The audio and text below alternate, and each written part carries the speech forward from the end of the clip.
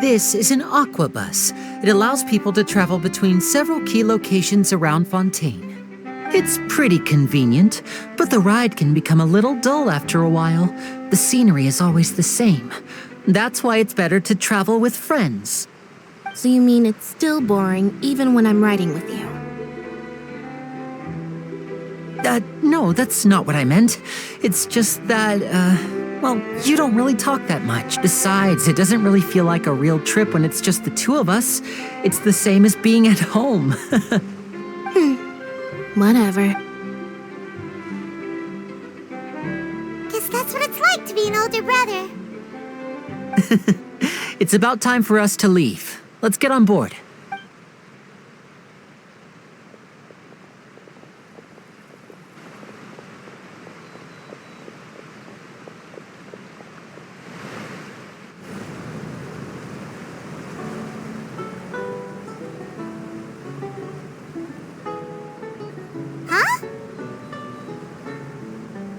What? Traveler! Paimon! Charlotte! Oh, I'd never guessed I'd bump into you while riding the aqua bus. In the story of my life, this is big news. What are you doing in Fountaine? I didn't hear anything about you paying us a visit. Yeah, it's quite the coincidence, but as travelers, we're always on the move. It's not surprising that nobody knew we were coming. Though we still have no idea how the Hydro Archon knew about us. Oh, let Paimon introduce you to our new friend! Oh, no need for introductions, Paimon. I would recognize the great magician Linny and his assistant Lynette anywhere. I wouldn't be much of a reporter if I didn't know who they were. It's a pleasure to meet you. Nice to meet you. From the Steambird, huh? We've often relied on your paper. It's an honor to meet you. Now that everyone knows each other, Fountaine suddenly doesn't feel like such an unfamiliar place. So, what have you been up to lately, Charlotte? Not too much. When there isn't any breaking news, I mainly cover the trials at the Opera House. You can still manage to keep readers' attention as long as you tell things from, for example, reporting on how a scammer once deceived vulnerable girls into relationships, or how a financial criminal was once so poor that they ate a single piece of bread for 5 days. Ah, you're right. Seems you know me pretty well. Oh, I just remembered. I've been following a case. You mean the serial... That's right. These stories are the talk of... If I'm the first with the... Oh, when that happens, I bet all the... So, what is the... That's right. The first and ever since. But the scariest part? Many suspects have been arrested over the years in connection with this case. But shortly after each arrest, another disappearance would always happen. Yes, it's possible. But either way, I believe that every case... Yes, I agree. And at the very least, I just imagined for a second what... Please don't imagine.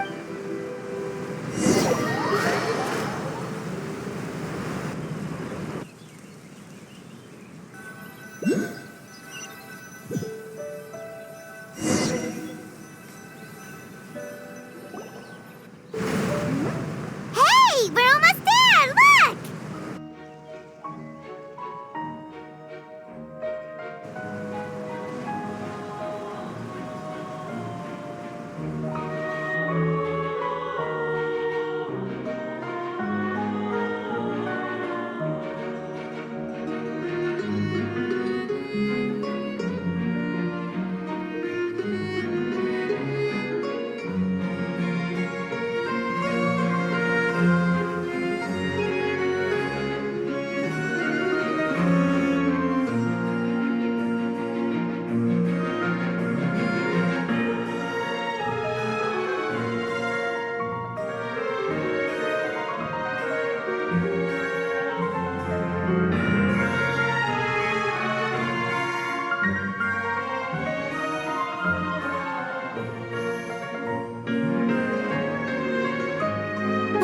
I really enjoyed chatting with you.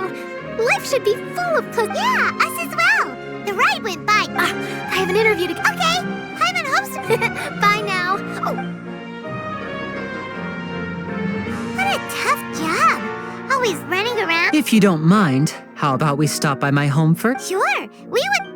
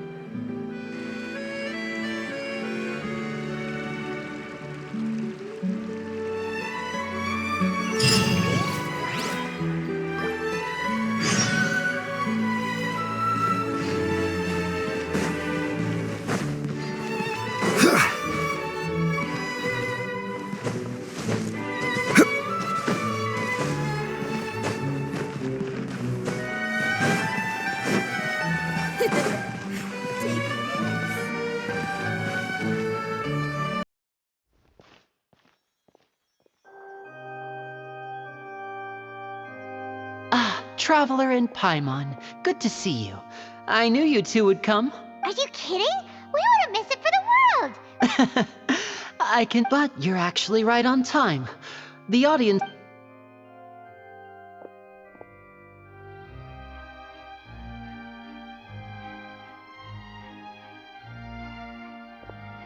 The Opera House has assigned seating, so you always have to make reservations. Ooh, front row! Don't mention it. There's no need to keep thinking. Hey, Lenny! Could you come over here and take a... Oh, I'll be right there. Seems there's an issue with the stage props over there. That's... Yeah, we'll just go...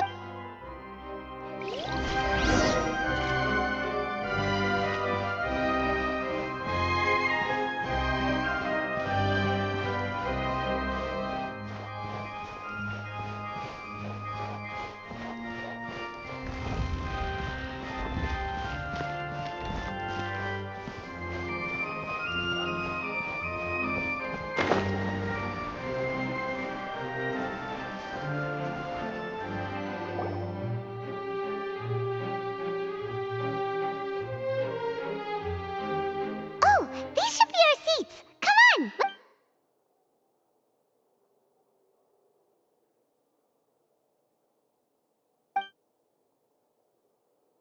Uh...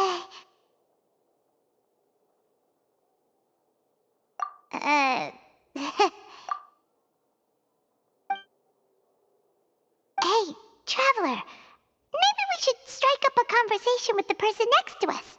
So, you little... Of course you put this on Paimon. Excuse me, I did not realize you felt awkward. I am terribly sorry. I would be perfectly happy to chat with you if that is what you would like. Oh, so you heard all of that, did ya? Boy, you sure have good ears. Paimon thought she was keeping her voice down. Wait, that's not it. Paimon's... Sorry. Paimon's the one who was being rude, talking under her breath like that. Oh, Paimon's got it. You're also here early and sitting in the front. Are you a friend of Linny's too? A friend, you say? Well, if Mr. Linney would like to be my friend, I would be more than happy to reciprocate. Oh, so you're not friends with Linny then. Nice to meet you. Paimon is Paimon and this is the Traveler. We just arrived in Fountaine. It is an honor to meet you two. I have heard of your deeds across Tevat, and as required by proper etiquette, I will also introduce myself. Oh, Monsieur Nervillet. What an honor it is to have you here to see my show. Ah, Mr. Linney. I should say it is in fact an honor for me. Wait, Nervillet? I saw you all chatting just now. Allow me to introduce you to Fontaine's Chief Justice. That seat is always reserved for him. It wouldn't be too much to say that he's the symbol of justice and honesty here in Fountaine. Whoa! Sorry for being so rude just now. Paimon had no idea you were such an important person. No offense taken. Being Chief Justice is merely what I do for work. Nearly every person has their usual reserved seat, so I'm not so special, really. And by the way, I should probably let you know, even though I would prefer not to. There's someone sitting up there in the VIP seats that has been striking a pose for quite a while now. I believe she is trying to give you a most elegant and impressive first impression. So I think you should take notice of her sooner rather than later. Otherwise she may become flustered.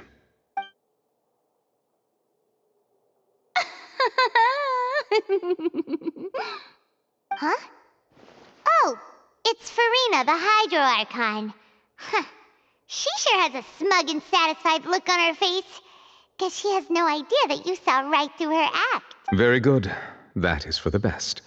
No need to pay her any more attention. We may now enjoy the show. Huh? So is this what things are like between the Chief Justice and the Hydro Archon?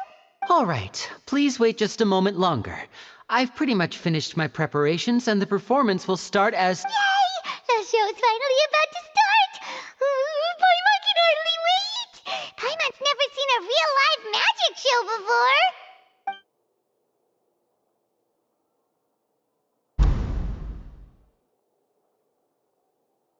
Oh! They're dimming the lights! The show must be starting! Sorry. Paimon will try to stay quiet. Welcome, one and all, to the Opera Epicles. I am the star of today's show, Linny. And over here is my sister, Lynette, who will be working as my wonderful assistant. Please, let's give her a warm welcome. Hello, everyone. I know she may seem to be a little sleepy right now, but that's just a sign that she's nervous. Whatever. Now, some of you may be thinking, two vision holders who can freely manipulate elemental powers performing magic is not true magic at all. So, I would like to take a moment to assure you that elemental powers will have nothing to do with what you will witness on the stage today.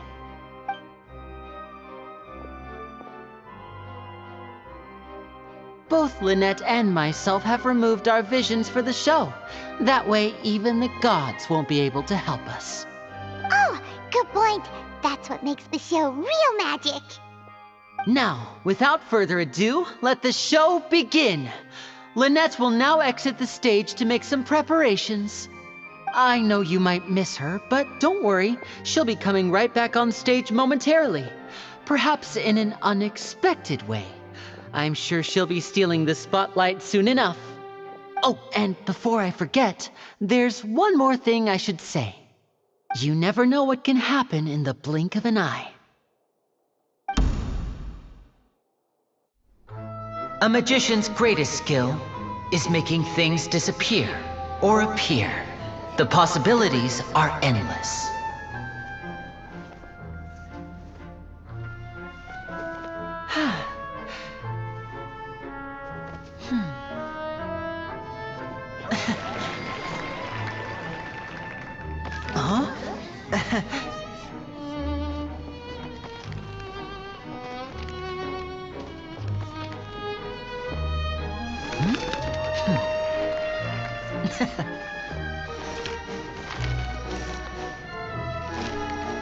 But this isn't what you came for. These little tricks, you've seen them all before. So it's time for something truly extraordinary, don't you think? This one's a little tricky.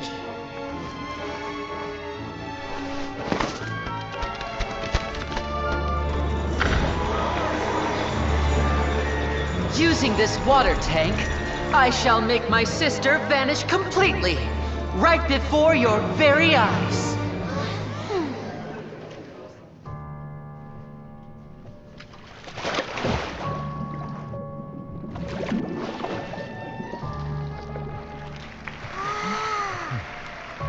It's actually quite simple.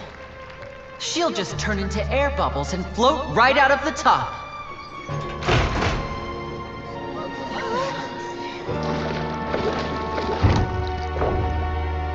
Oh no! I told them to check all the props carefully. With the lid on, even air can't escape. An amateur magician would be getting very nervous right around now. Luckily, it's me on stage, so let me show you what a true virtuoso can do.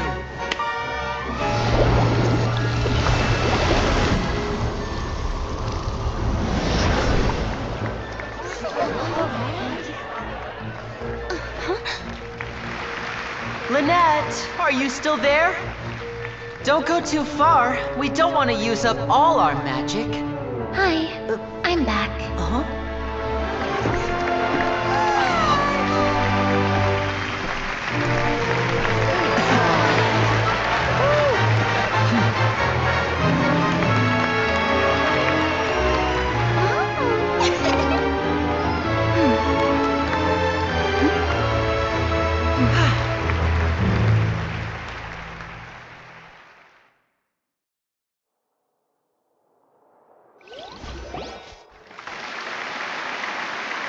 Whoa! What in the world just happened? How did he do that? Paimon didn't see him do anything. Wasn't Lynette inside the water tank? How did she disappear and then reappear out of nowhere? If we could see easily through his tricks, then that would mean that his skills are still lacking. To appreciate magic, You should focus on the show happening on stage, rather than getting caught up in trying to see that which has been intentionally hidden. Guess you're right. Paimon couldn't believe her eyes when Lynette reappeared. Amazing! Thank you everyone. I'm glad you enjoyed that performance. But our magical journey has only just begun. I've prepared even more astonishing surprises for everyone here. The magic of transformation and disappearance can go far beyond what you've just seen.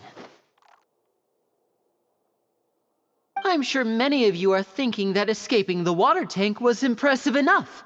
But Lynette is still my assistant after all. In which case, I have ample time to make all necessary preparations. So, for my next trick, I will require the participation of one lucky audience member. Please, if my assistants could bring out the magical boxes now. There are 2 boxes and only 2 boxes.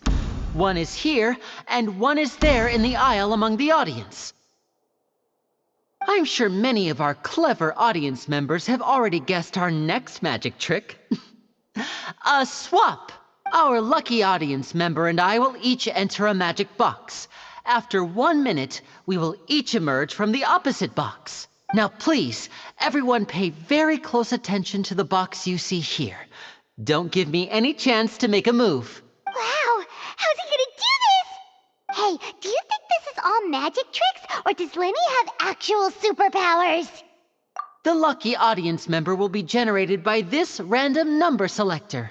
It selects numbers entirely at random. Even I don't know who will be chosen to participate. Now then, let's begin. Let me see. Oh, row 7, seat 3. Congratulations! You now have the chance to experience magic firsthand for an entire minute. Please, come forward. My assistant will take you beside the magic box. I'm sorry, it might be a little cramped inside, but no need to feel nervous. We've carefully arranged everything for you to be as comfortable as possible. You don't need to do anything, but no matter what strange things may happen, don't come out of the box. If the magic is interrupted, who knows where you might end up? You might even find yourself in the Fortress of Meropide. Oh, okay. All right. Before I enter the magic box, there is one more thing I need to ask the audience to do. Like this. 60, 59, 58. I won't be able to see anything in the pitch black box, so I'll be... Oh, and no tricks now. If you quickly count from 60 in just 30 seconds, then I'll be in a tough spot. Ooh! Paimon kinda wants to count faster after hearing him say that! No, that won't do. I can see it in your eyes. You still can't be trusted. Let's practice together. Come on, repeat after me. 60, 59, 58. 60! 59! 58! That's right, perfect. Keep it going. All right, I'll see you all on the other side once you've finished counting. 54, 53, 52? Huh? Why aren't you counting, Merveillette? I am counting in my head. I think things are exciting enough in here as it is. Merely a consequence of my identity and personality. Do not worry about me. Just enjoy the show. Oh, alright. You look so serious that Paimon thought you might be feeling uncomfortable or something. 40, 39, 38! Mr. Linney, are you all right in there? Is everything ready? Yes, I'm fine.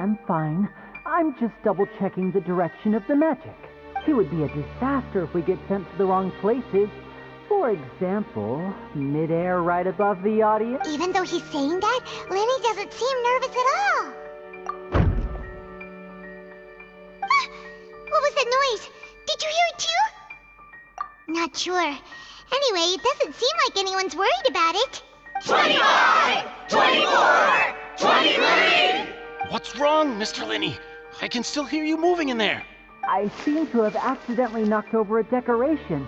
I'm trying to fix it, but it's pitch black in here. I can't tell left from right. Never mind the decorations. There's no time for that. The show is what's important. No, that's unacceptable. I want my show to be perfect. Don't worry, we still have 20 seconds. Hear them counting? 19, it seems things aren't quite going as planned. I apologize, everyone. It feels like you're all starting to count faster, but that's all right. I know it can be tiring to do such a long countdown. 10 seconds and change is still plenty of time. 10! Almost there now. Whew. Swapping two people is harder work than you might think. Even a master magician like me can't guarantee I'll get it right the first time. Hey, wait! Is this the back one? I can't tell. They both look the same inside. Huh? Nope, that's not it. I'll try again. 7! Hey, slow down! Honestly! 5! 4! 3! Whoops! That doesn't count! 0!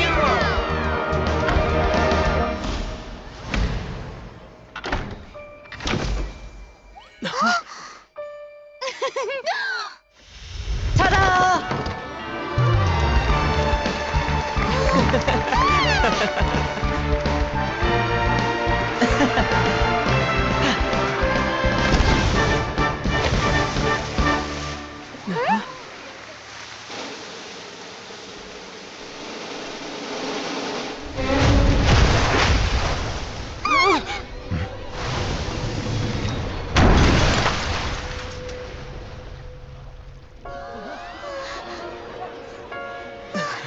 What happened?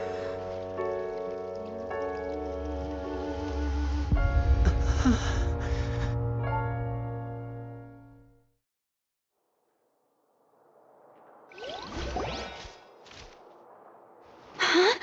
Is this part of the show? Mr. Lenny, you're going to use magic to fix the stage now, right? What happened? Oh no. Maybe this isn't part of the show. The girl was still in that box, right? This performance is over. Medical staff with me. Guards, secure the scene and detain all the performers. Seal the exits. No one is allowed in or out at this time. Yes, that's right. If this was just an accident, then we must investigate the cause. But if this was all part of some scheme, then those accountable will not escape the judgment of the God of Justice! No need to be alarmed, you two. We'll get to the bottom of this soon enough.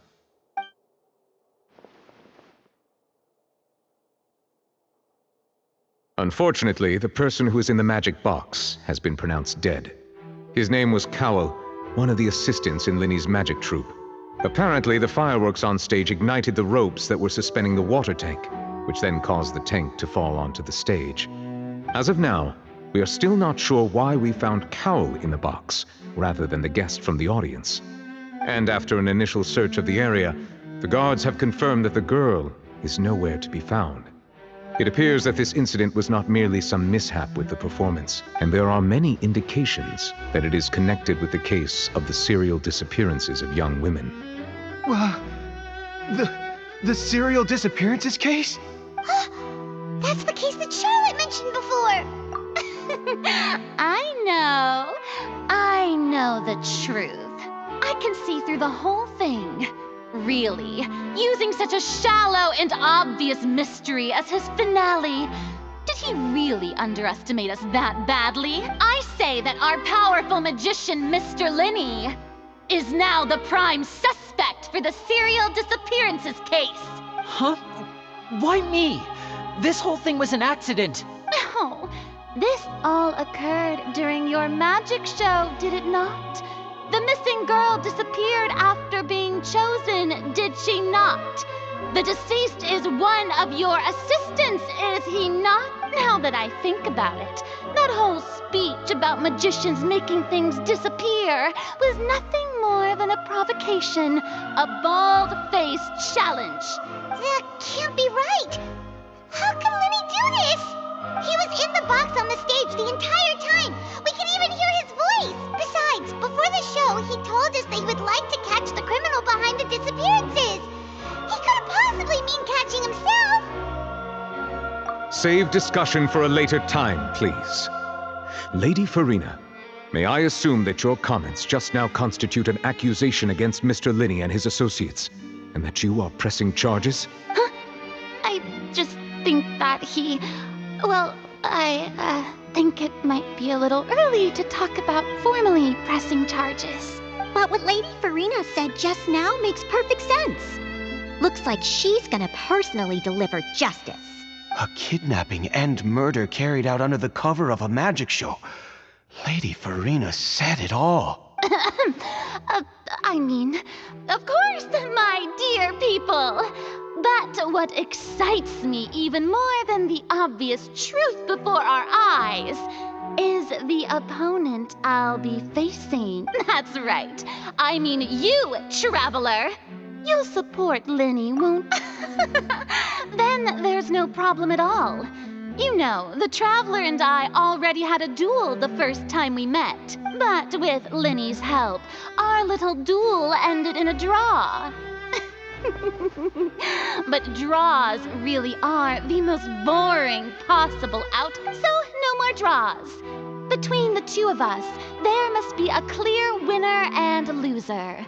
And what better place to hold such a riveting showdown and decide the true victor than here, on the grandest of stages, the Opera Epiclese. It wasn't a draw. She obviously lost last time. I understand. Charges have now been pressed, and as such, a trial is in order. Well, traveler, seems Lady Farina has set you in her sights. But putting her dramatic rhetoric aside for a moment, I would like to ask you, are you willing to act as Mr. Linny's attorney and defend him in this case? Very well. The trial will be held a day from now in the Opera House. Both sides may investigate the scene to build their cases and search for the truth. Linny and his troupe are all potential suspects and shall remain within the Opera House. The audience may begin to leave in an orderly fashion once they have been cleared by the guards. A day isn't that long. Let's see what kind of case this big-shot outlander can build in such a short amount of time. I'm really quite looking forward to hearing it.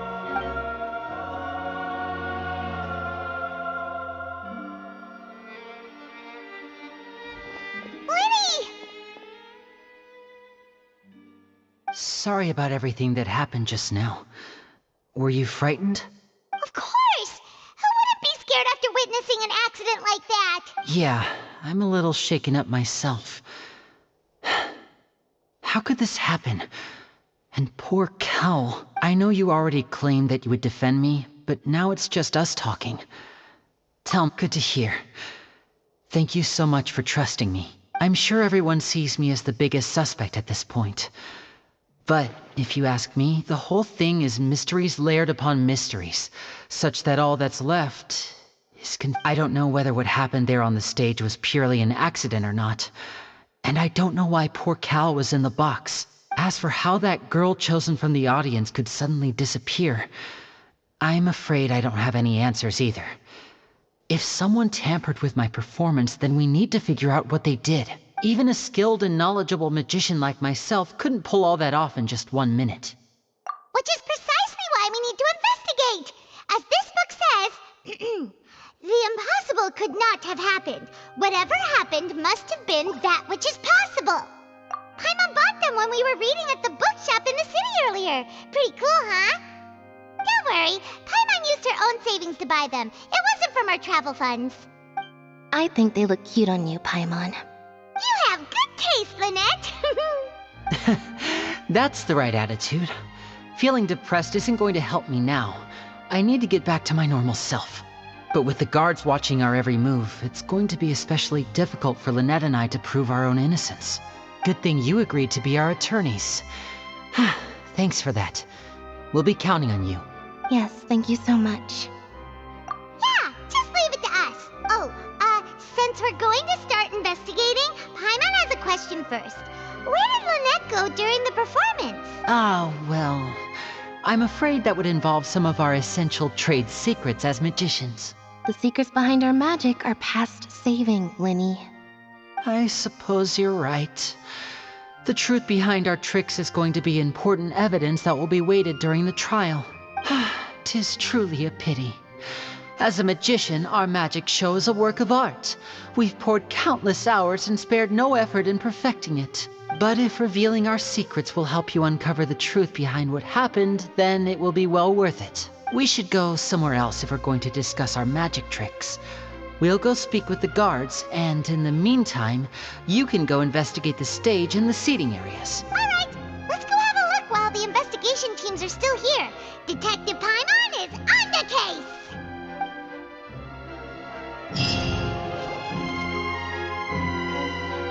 Hello, officer. How's the investigation going? Ah, I see. You must be the traveler that Lady Farina mentioned. Listen, I'll be perfectly honest with you. I'd avoid getting mixed up in this whirlpool of a mess if I were you. Huh? What do you mean? Come with me and you'll see. The deceased is one of Linny's assistants, named Cal. Even though he hadn't joined the troupe long, he was hardworking and everyone generally liked him. The assistants are usually in charge of setting up and inspecting the props, as well as assisting with the show and keeping the crowd engaged. As you probably saw when you were in the audience, the water tank suddenly fell and smashed the box with Cowl inside it. This is the real mystery. We've already searched the scene and were unable to find any traces of the girl. However, if you look carefully, the box was positioned directly under the water tank. The ropes holding the tank were then burned by the pyrotechnics on stage, causing them to snap. All these factors lining up so perfectly makes it hard to see this as a mere accident. If anything, the more logical explanation is that the whole incident was intentionally planned, and Linny is the most likely person to have access to all these areas. But he doesn't have a motive! Are you both good friends of his? Well, you can't say we're good friends, but we've known each other for a little while. So in just a short time, he was not only able to win your trust, but even convince you to act as his attorneys. I know there's no such thing as magic. The real trick of a magician is holding the audience in the palm of their hand. I've seen a lot of cases, and I can tell you that people are the least reliable kind of evidence. Sorry, I tend to be pretty straightforward. Just know that I'm warning you for your own good. Anyway, you may investigate the scene of the crime yourselves if you're curious. Who knows, maybe you'll be able to come up with some new evidence.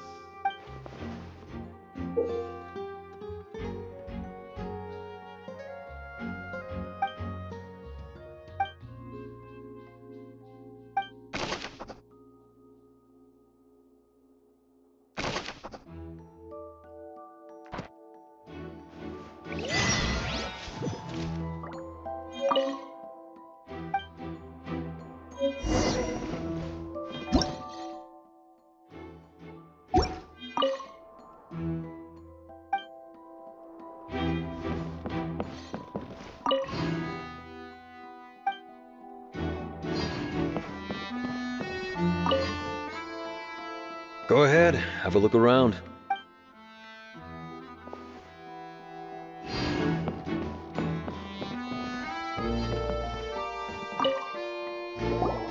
So this is the rope that broke. The rope looks pretty durable. How can it be burned through so quickly by fireworks? Why are you suddenly so serious, traveler?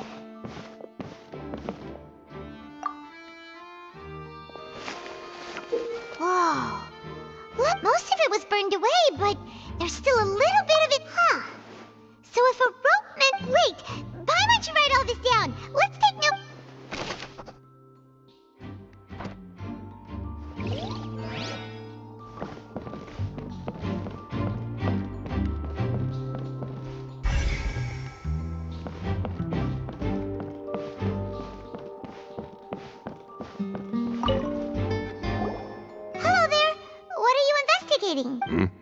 Oh, this location has also been cordoned off because the Magic Troupe members are currently considered prime suspects. The investigation team is still collecting evidence. The seats were all booked in advance, so we were able to deduce the missing woman's identity by checking the guest list. Sure, it's not like this is confidential information. We will publish it later anyway when we... Her name is Halsey. She's a painter from Fountaine who's made a bit of a name. Apparently, she wasn't a regular at the Opera House, but the Magic Troupe members all claim not to know her. Simply put, she wasn't related to the Magic Troupe at all. Were the victims of previous cases also chosen at random? That's how it seems to us, in any case. Okay then. No need to be so It is of utmost...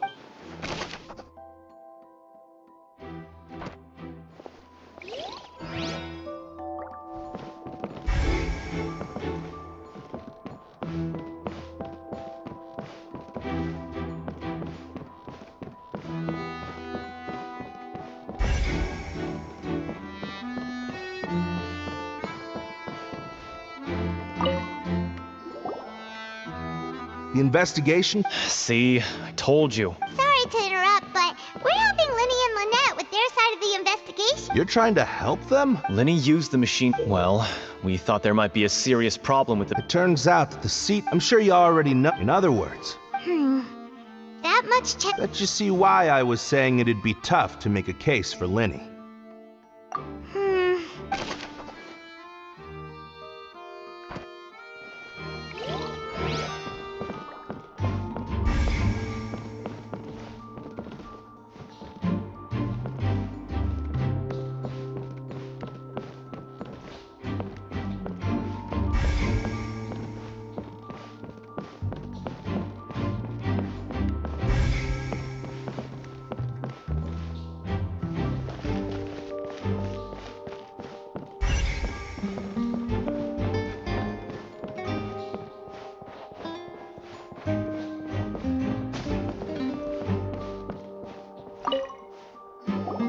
I see that you're If you find any new and interesting... We don't have to... The thud? Yes, exactly. It's just that everyone was awaiting the results of Linny's trick with bated breath. That makes sense. I'm of the opinion that it may have been the sound of Linny's... And when the pyrotechnics went off... Wait, wasn't the noise we heard too... Perhaps the balance wasn't right. Oh, that's true. That does remind...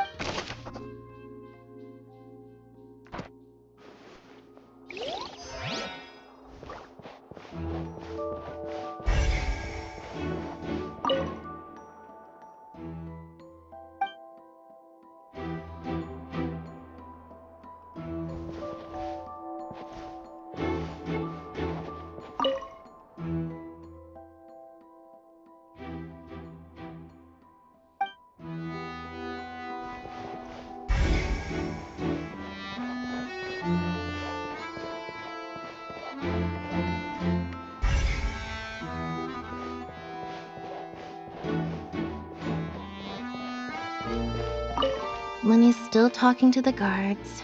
I think someone will be assigned to...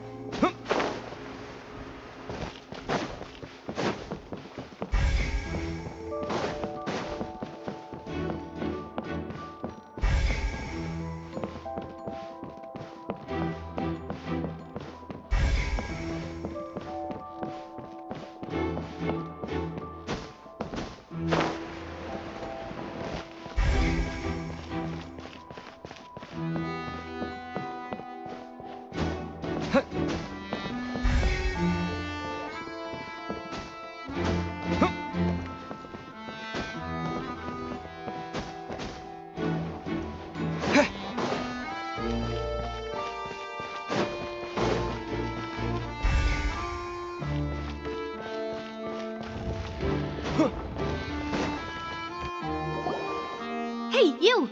Yes, both of you! Over here! I've been keeping an eye on you for a while now. Huh? You mean us? That's right. If I'm not mistaken, you're also among those who wish to cut down the thorns and pursue the truth. No? And by the looks of it, you're not from Fountaine. Well, you're right on the more about that one, but who are you? Have you never heard of the Spina di Rosula? From mediating disputes and providing protection to solving conundrums, you name it, Spina di Rosula does it. And I, Navia, have the honor of being its renowned president. Though those who play by our rules call me boss. I'm Silver, her attendant. Pleased to meet you. And I'm Melus, Demoiselle's very... Huh? Boss? Well, I am the second generation president. Melus and the others are still used to my previous title. My apologies, Demoiselle.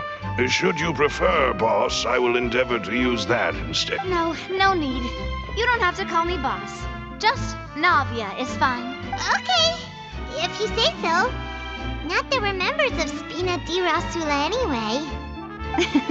All merely trifling details. Never mind, that's right. I've always kept an eye on the serial disappearance cases. My interest, judging from the look of things, I find Linny an unlikely Really? We think so too! But how did you come to that? Intuition, naturally. Farina sure was quick to point the finger at Linny without any decisive evidence whatsoever. But that's not uncommon for her. If you remember, the Justice had to interrupt her and ask if she was pressing charges just to keep her from getting carried away. Anyway, a trial begins the moment someone levels charges. Sounds more like you just... Well, what's your opinion? All right, I've answered your question. Now, it's time... Wait a minute! Did that answer count? Well, I say it does. But don't worry. In your opinion, do you think it's right to treat a trial... Well... And why would that be? Most astute of you, Demo. No matter how wonderful the script or how fervent the... And if that can be done... All right, that's... Now, I need... Wait! Since when did we become assistants? Oh. That's more like it. Far be it from me to... You wish to save a friend. You have a point. Huh. You're quite the talker, aren't you, mister? And what about you over there? What do you think? You seem like you've got something on your mind. I have nothing to add. Oh, all right. We'll be making some preparations first. Sure.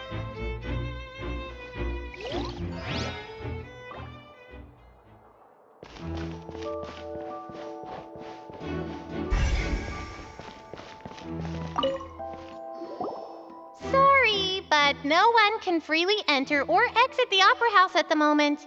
If you wish to leave, you must register your identity. No, we're not leaving. We're representing Linny and Lynette as attorneys, so were you always guarding this entrance? Yes, after the Chief Justice gave the order, everyone coming in or so, the missing girl couldn't have left from here. At least, not from that point on. I doubt there was much opportunity then either. How can you be so sure? Well, because I was in charge of security near the entrance at that time. I couldn't see Linny's performance from here, which was quite a shame.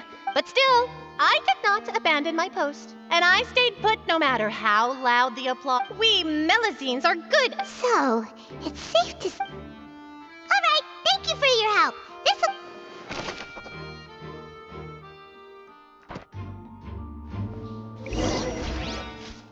We've checked everything of note here at the performance venue. Paimon wonders how Linny's discussion with the guards is going. Understood. Very good. Thanks for being... You may spare the You've arrived. Who's this? Me? I'm... Sorry. And these are my companions. Would you mind if... Oh, new help? Well, let's just say... I appreciate your kind interest. Come with me. We'll be heading below stage. Huh? Below stage? Yes, a world of... But before I reveal everything, you should have a look first. Notice anything strange here?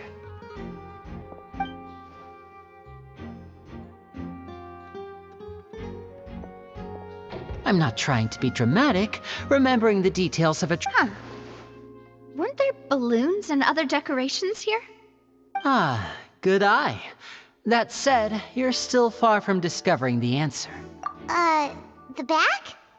You mean the inside of the door? Very good indeed. The back of this door was patterned. Those patterns are now gone, replaced by a smooth wooden board. So, if you put 2 and 2 together, what... Exactly.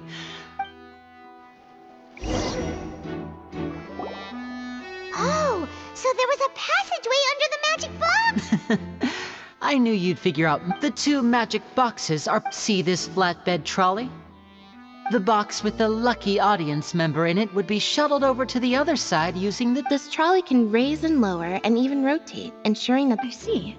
So that's the purpose of the box. Precisely. The inner box... So that's how... Once the box was lowered, the trolley would... The audience member would only be able to feel some... Right. You were... Ah, yes. A phonograph. My assistant and I... And what about Lynette? I was in the mezzanine space in the... Oh. That's how we were able to coordinate Linny's lines with the assistant. I mean, we are twins. Oh, and that's my favorite part of it. So that's how it all worked. Lynette would briefly walk out of the box, and then I walk out of the other box in the audience. But as you saw, Cal was in the box, not our audience. We really don't know how... If not for that and yet, to think, could we have a look around? This is the scene of the crime. So Linny and Lynette are... Yes, of course. No need to be so strict now. Thanks, everyone.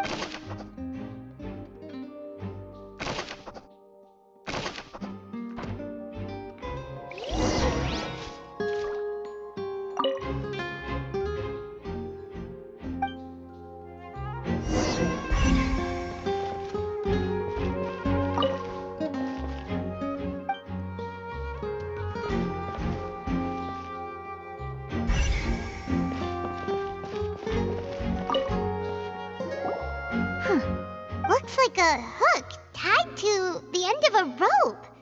Huh? Perhaps it was a prop for... Whatever it...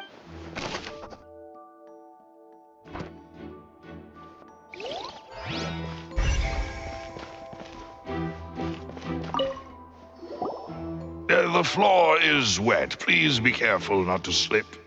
Speaking of which, why? Oh! Paimon knows! It's one and... Here's a broken vase.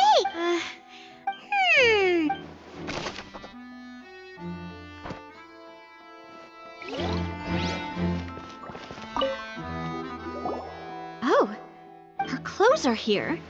But right. Ugh.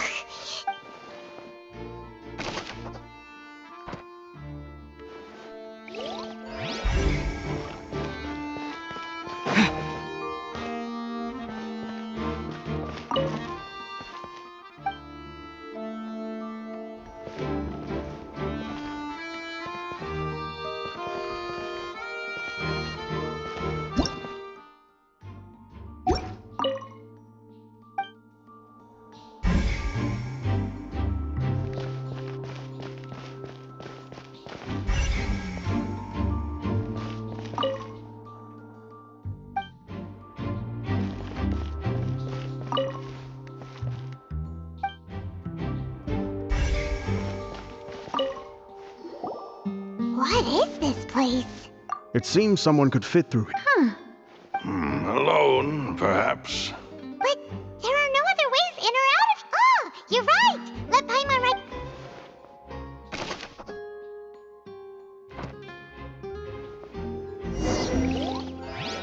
Seems we're just about done investigating down here.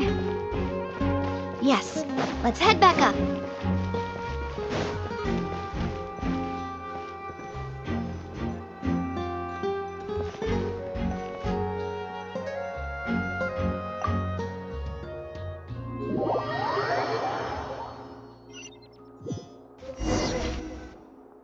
Well, we've ascertained this. Let's find a place to...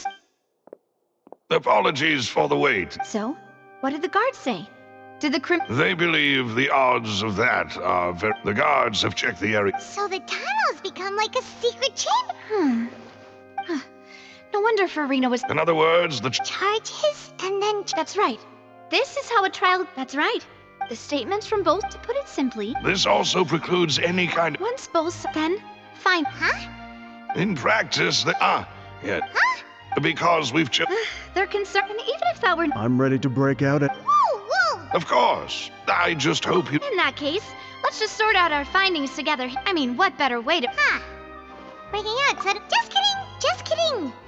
Paimon will still do her best, even if there are no snacks. What do you mean, no snacks? Of course we'll have snacks. If we cannot buy some, then we'll simply make some. Here? But how? Understood, demoiselle. Everyone, please come with me.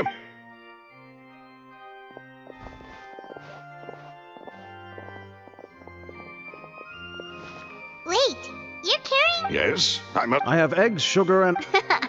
These three are quite the interesting group.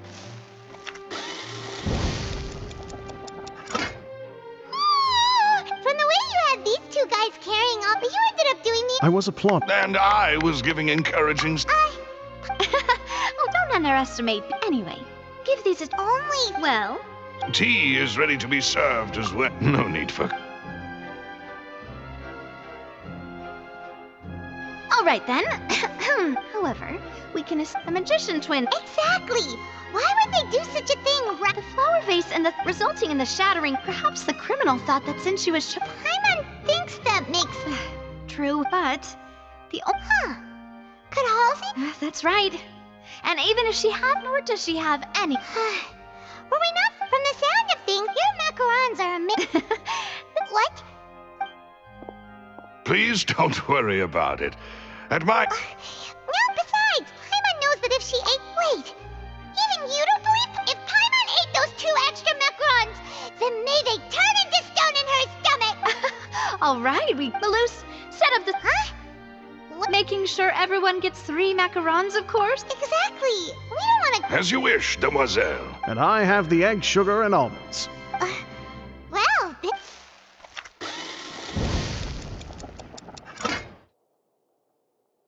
Well, that's it for snack time. I don't know. It would be... All right, thanks. It was nothing. A small task for the Spina di Rosula. Silver, Malus, it's time to go. I'll be back if I find anything.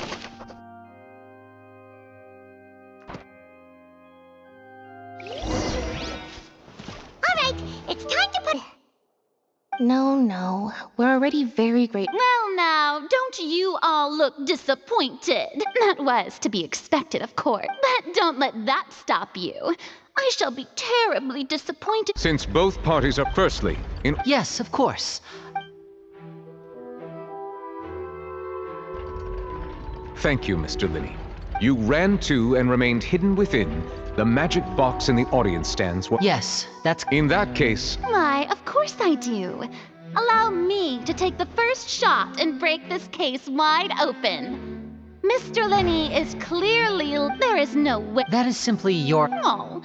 The roaring countdown of the crowd, of course. That... And you didn't hear any... No, nothing. I see. But when the count Huh? Hey, hang on! Yeah, I'm sure he could have heard a noise that loud from inside the box. I was right by the box, and I definitely heard the... Look at those scales. Could those be... Well then, of course, I have armed myself to do far more than smash your alibi. Confidence cannot go unfounded, and Tell me, aren't you and Lynette actually from the House of the Hearth? The House of the Hearth?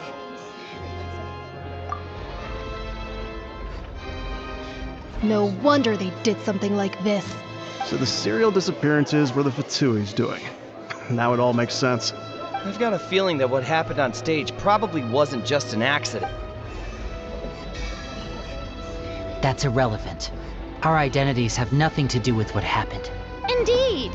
Then perhaps you could tell us everything that happened during that 1 minute. Your first priority is to prove yourself innocent after all. I'm sure there is little that needs to be kept secret now. Unless your script already has holes in it. The Outlander is speechless. My, oh my, don't they look flabbergasted? Now comes the infighting and discord, I suppose. This was almost too easy. Good thing I made all those preparations. Seems the all-nighter I pulled last night is really paying off. Hey, Linny! Why didn't you tell us this before? Order! Order! Mr. Linney, allow me to re-establish the facts. Lady Farina has raised 2 points. First, when the thud was heard in the Opera House, you were neither in the box nor the tunnel. Are these claims true?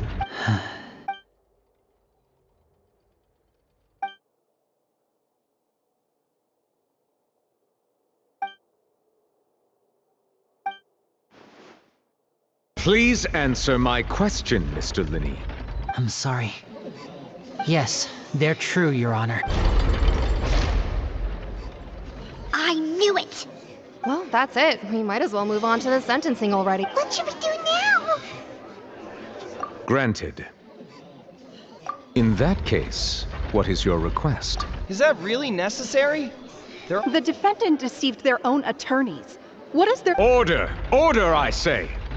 Your request is reasonable, and we shall adjourn. This trial— So you would stick to Mr. Linney's defense even in that case, my dear audience, let's allow the joy—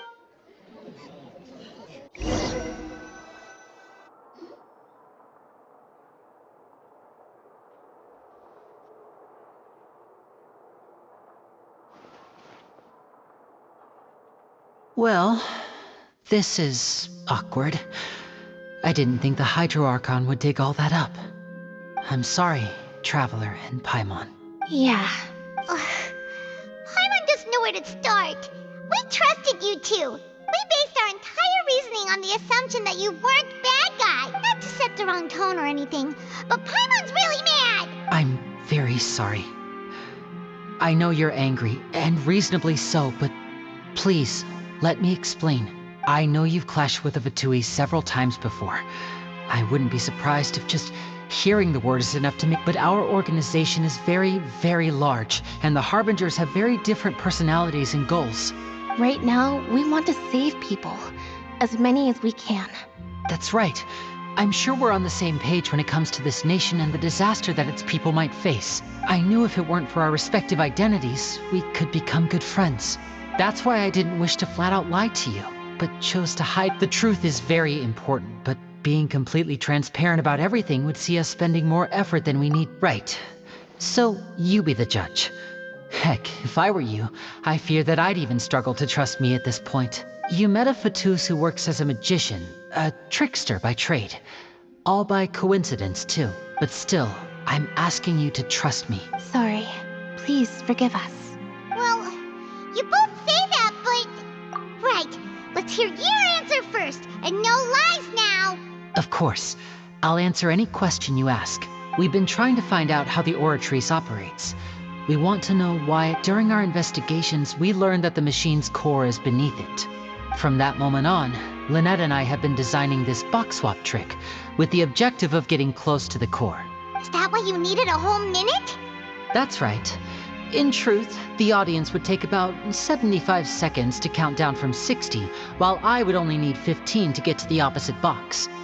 So, after jumping into the tunnel, I accessed the Opera House basement via the vent, and went to investigate the room in which— That air vent was created during the construction of the tunnel, specifically to— Well, nothing. As soon as I reached that, which should have been impossible, of course, that voice seemed to recognize me and tried to speak to me. I chose— On the way back, I saw the broken vase and the clothes on the ground. After that, the homicide occurred just as— Well, that explains why you didn't hear the thud. Because of that prophecy I told you about. That's the only way we can save everyone. So, there you have it. The whole truth. It was never my wish to proceed, but like I said earlier, you can— Well, Traveler, you decide. Paimon will follow your lead however you choose.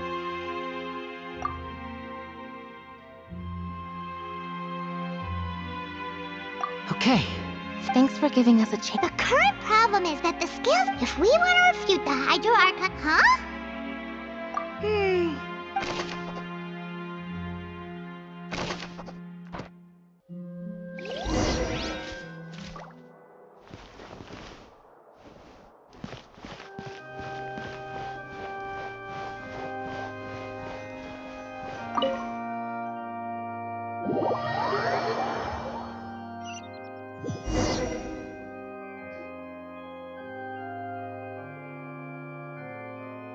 Both parties have returned to their positions. Let us continue the trial. When last we left off, Mr. Linney acknowledged the new evidence presented by Lady Farina as fact. Therefore, Lady Farina may continue stating her reconstruction of the events. Ugh, that took long enough. Now then, if everyone would lend me their attention. At this stage, let's revisit that scene from Linney's perspective.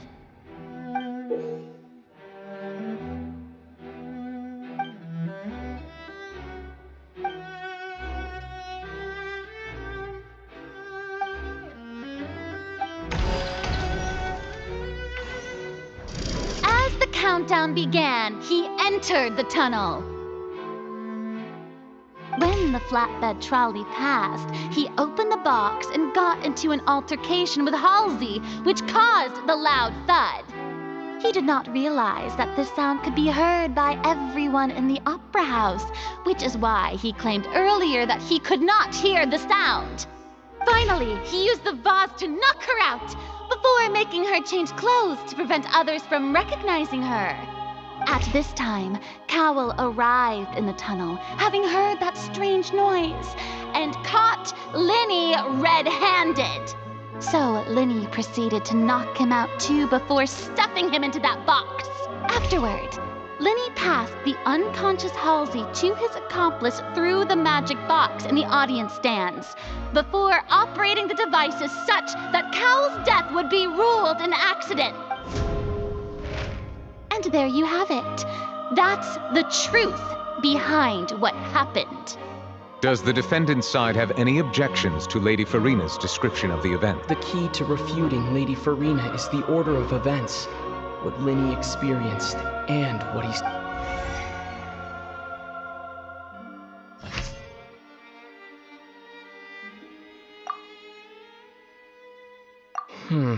Seems this won't produce a particularly effective rebuttal.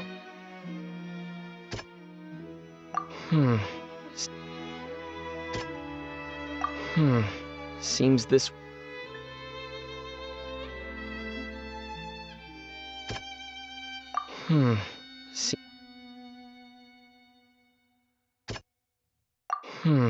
Seems this...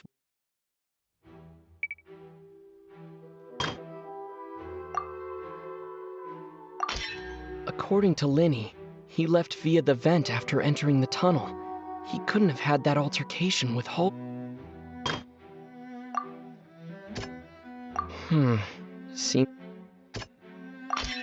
Linney went to the room that contains the Oratrice's core. This is...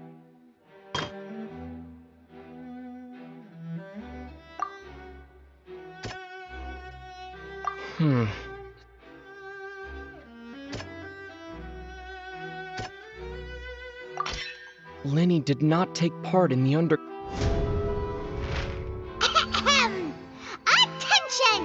Ace Detective Paimon has something to say! When the countdown started, Linney did indeed go into the tunnel.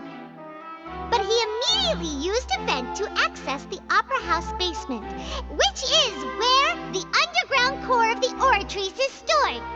Once he reached that area, he heard a voice in what should have been an empty room.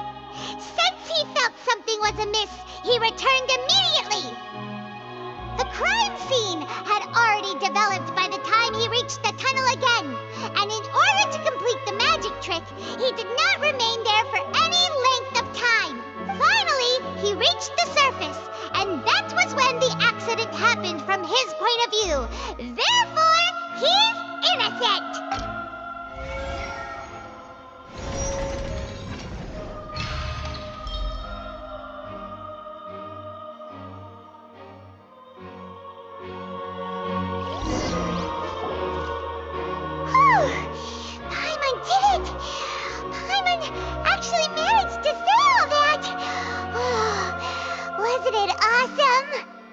other words, you believe that he knew nothing of the incident? That's right! My reasoning? If that's the case, then if Cowell hadn't entered the... Assuming that what you say is true, Linny only needed to kidnap the young girl to cause a new That's right, you tell him! And that... Well, you're Of course I do. You're saying that he wasn't?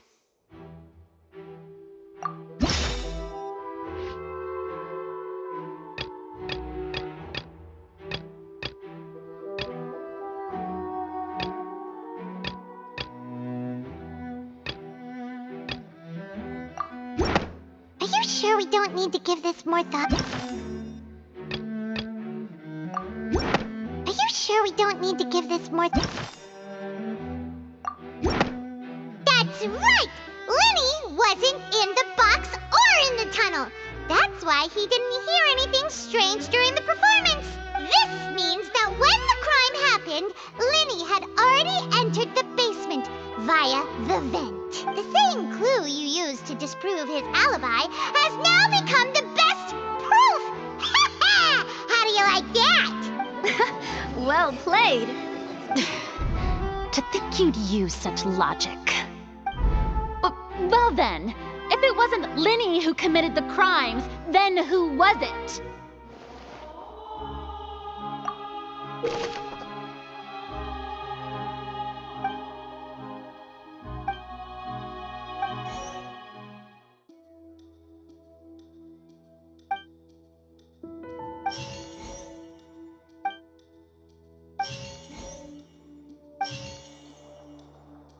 Could there have been a third The deceased's name is...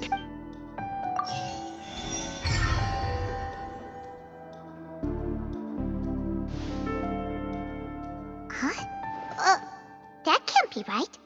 Are you serious? The killer was, in fact, Cowell, the deceased!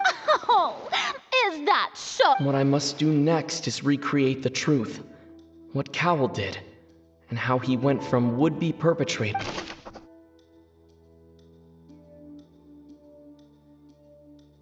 No one entered or left the opera house.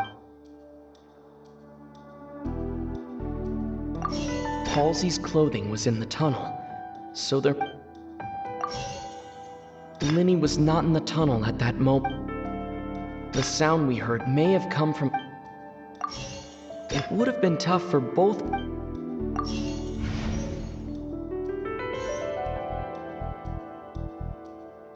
The sound we heard may have come from... No one entered or left... It would have been tough for both... The deceased's name is...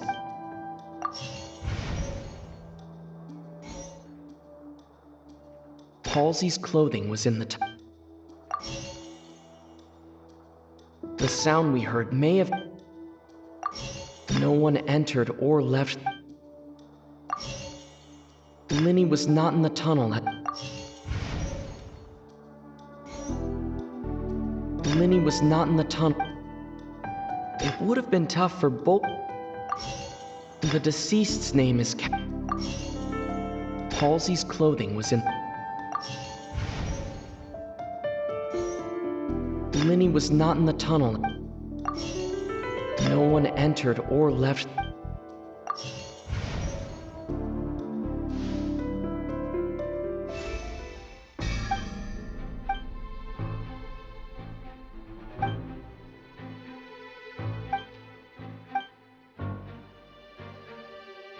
What's wrong, Traveler? Are you still out of... Look, since we're at a dead end, just like the trick as it transpired, If only we knew. Well, that would be nice, but the tunnel... And it's not like this is a magic trick where you can just make a real live person... Excuse me.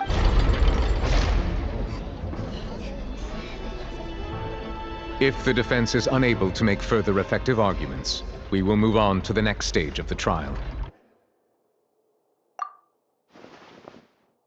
Linny was not in the tunnel at that moment. The sound we heard may have come from a clash between the missing Halsey and the The deceased's name is Cowell, Linny's assistant.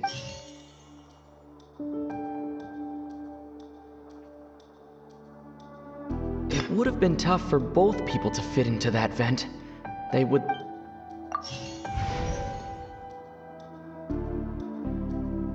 No one entered or left the opera house. Halsey's clothing was in the vase was not broken.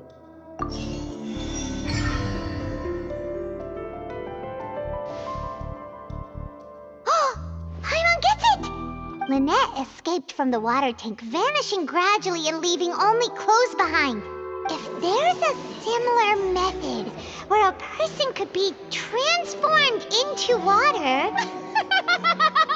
Oh, just a moment, please. How could a person ever be transformed? Magic tricks are ultimate. Even so, I trust the traveler's judgment. The truth must be out there somewhere. Perhaps some new line of reasoning may open if we try to gather all the focal points that don't make sense. Since Cal was the deceased, we haven't placed much attention on him. But given that we aren't making much progress with the case, it wouldn't hurt to have a look at his belongings, would it? People really do come up with all sorts of harebrained schemes when at the end of their rope. The way I see it, your suggestion that we broaden the scope of our investigation is nothing but a tactic for stalling the trial. Nevertheless, I believe that this is a reasonable request on the part of an attorney. Since the trial does indeed appear to be at an impasse, I believe that additional evidence may help us make more progress. Guards, please step into... We are still examining the... We discovered several test tubes of fluid with the notebook in his back. The primordial... The note's contents, the notebook has one of these tubes. The notes also stick. As such, we will... You've got to be kidding! But something so... Wait a moment. This reminds me of a certain... If people can become water, does that mean that the water tank's real use was as a means to hide water stains? And if Cowell was targeting that girl... Wait just a minute. Could that mean... You two... Demoiselle, wait! What about your part? Let's go. Just... Order! Order! Still, guards, Mr. Linney. Of course. If we uphold this hypothesis... Right! Like the metal hook! Let's think about this. Cowell's methods must have something to do with that...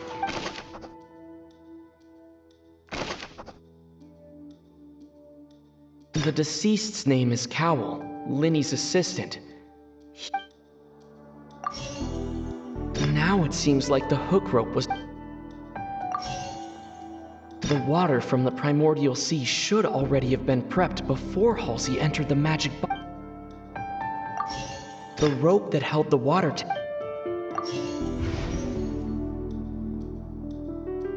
Lynette was in the magic box on stage the entire time. I remember there was something else within the inner layer of that box.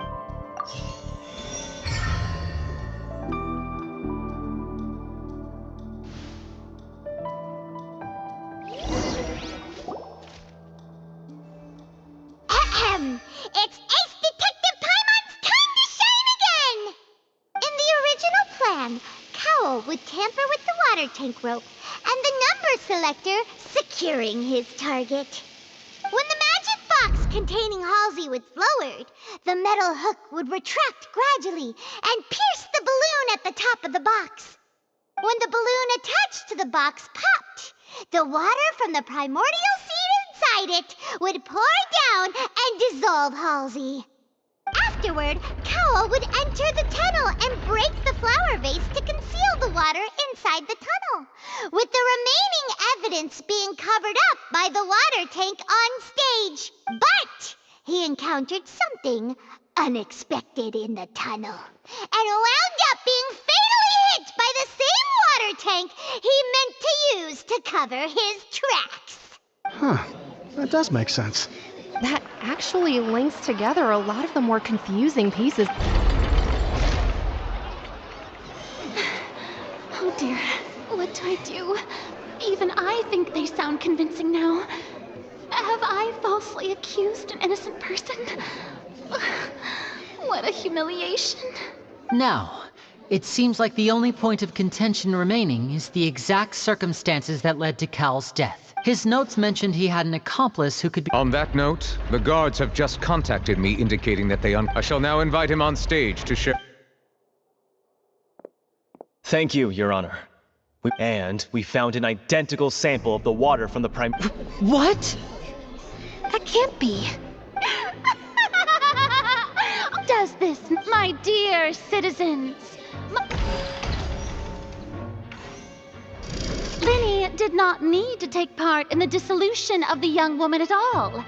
Indeed, he did leave the scene via the vent, having made modification, but upon his— Ultimately, he not now as much. Am I right? We've used up all the— Is this the end of the— Oh no. I think I believe this is indeed— Now then, excuse me, Miss, I must Oh, come on. Don't be hasty. I have a good reason for interrupting you. I'll show you an amazing trick. One that can— What in the— No offense, miss, but miracles— Come on now, don't be silly. But once everyone believes the illusion, can't magic reveal the truth to them once again? And wouldn't such a come on, but as the magic makers and stars of the I understand.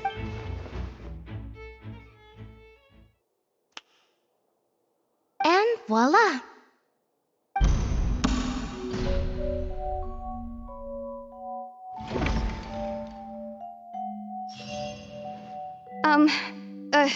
Sorry for the interruption. Wait, isn't that Halsey? So the whole thing about people dissolving wasn't true after all? To be clear, I'm only here because this person told me that if I testified, the merit of doing so would lessen my sentence. I was hiding outside this room listening to the proceedings because I was afraid that I would be the one put on trial. I was just feeling happy that no one had noticed me, and then before I knew it, she caught me. That'll teach you to— Where should I begin? Firstly, my name isn't Halsey. It's Lillian, and I'm originally from Mondstadt. I heard that Linny's show was gonna be a real thriller, but I missed the That's how I make a living. I steal stuff here and there. And I'd never been caught before. But I was noticed at the harbor a few days ago, and I barely got away. Hey! No wonder you look familiar! So you were the thief! Liddy even mentioned that you were pretty skilled! Well, and I thought that would have been the end of it, but then the number selector chose me. He even mentioned the Fortress of Meripede. That's a prison, isn't it?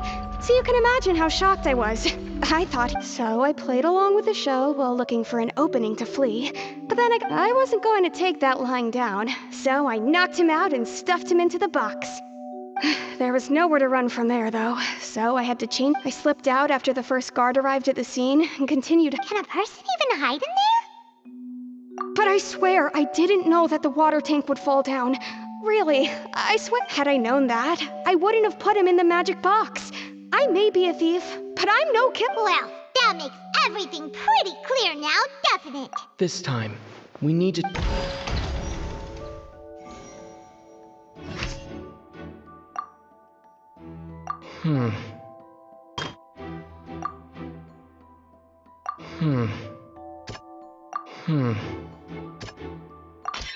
The strange...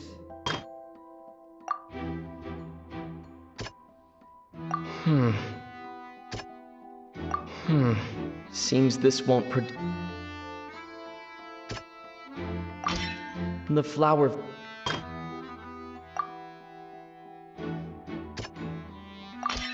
Lillian was a... And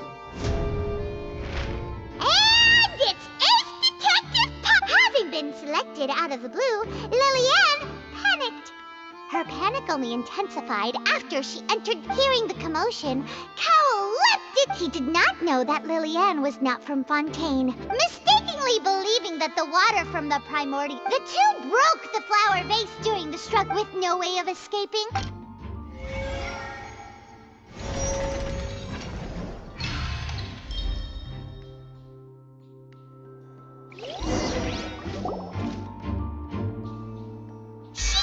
that she would have to go through guard inspection if she tried to leave after. She had already become desperately hungry by the time we were chatting over. At this point, all the events. Ah, so Bravo!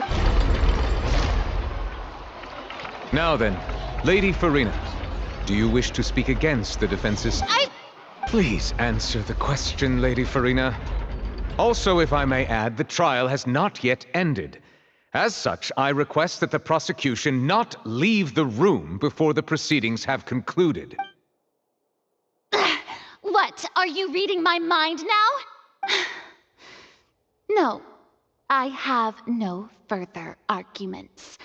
I admit defeat. But really, could you at least have left me with some dignity? Wow, look at that!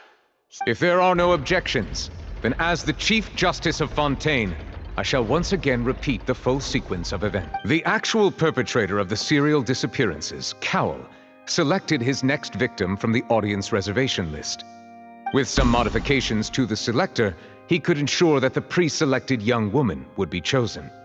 To cover up any evidence while committing the deed, Cowell thought of allowing the water tank to fall, which would conceal the water left behind after the young woman was dissolved.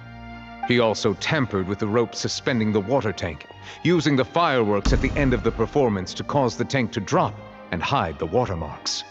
He poured the water from the primordial sea into a balloon during the preparation of the magic box and stuck it to the box's lid. Finally, he passed the prepared hook on a rope through the gap in the magic box's door when bringing the young woman to said box. When the magic trick officially began, the box containing the woman was lowered into the tunnel, tightening the hook rope and bursting the balloon containing the water. If all had gone to plan, the young woman would be dissolved at this time. However, Lillian was not. Realizing that there was trouble, Cowell entered the tunnel and met Lillian, thinking that the waters had not yet taken effect. However, his opponent was more capable than he thought, and he was overcome, knocked unconscious, and placed into the magic box, and thus became his own final victim. Lillian, according to her own statements, then changed clothes and hid until the performance ended, before hiding in other parts of the opera house. As for Linny, he was in the underground structures within the opera house, and was thus ignorant of these happenings. From this reconstruction of events, while there is much in Linny, and this case at least, can...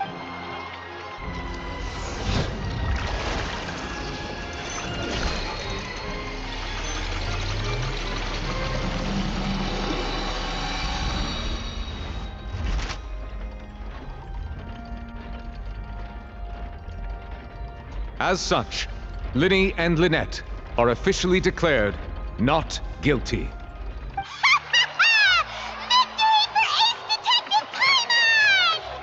Great work, partners. Thank you all. Thank you so much. Next, I think we deserve an explanation, Guard, for how did you find the water from the primordial... Right! Your discovery caused me to make a serious mistake. I suspect that the accomplice mentioned in Cowell's notes was not Linny, but you, yes? I'm sure you know what you must do to lessen your sentence. Speak quickly! Unless you want to earn yourself a one-way ticket to Coupon Town.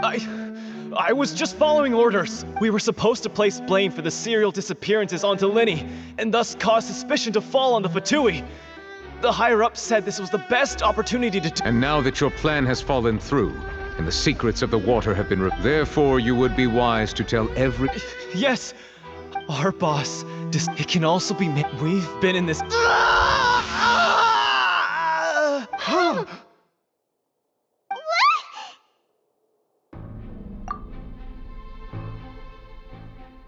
And now he can no longer talk. Such ruthlessness.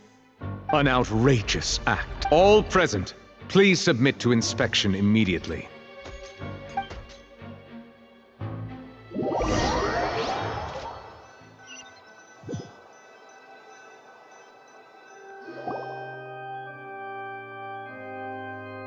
So, we're just going back now?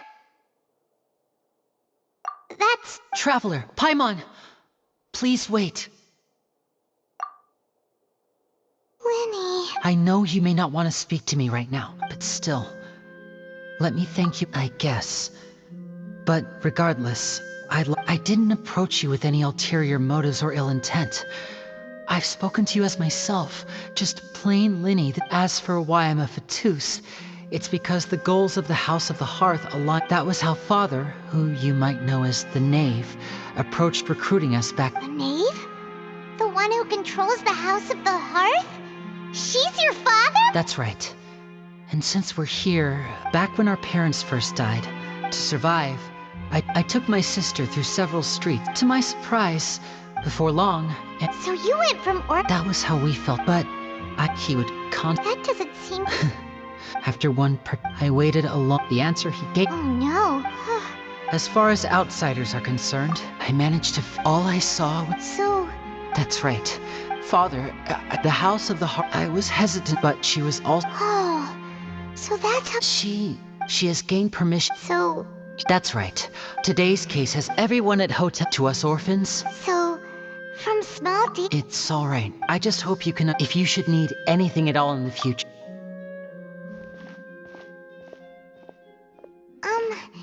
Bye, Linny!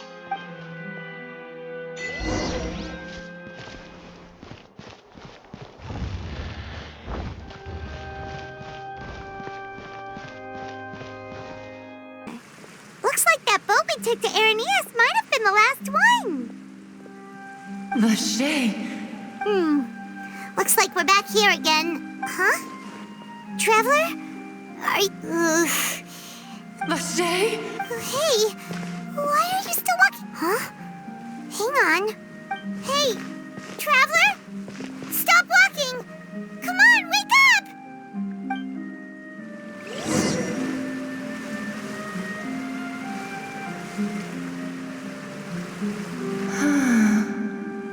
Vache, are you...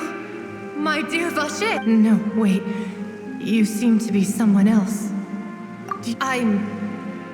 Wait. My memories feel like they have been washed away like a flood. How much have I lost? How many things that I once held dear? Yes, that is what I was once. I do not know how I came to be like this either. I also remember going to many places. No matter where I went, Vache would go with me. But now, we can no longer go back.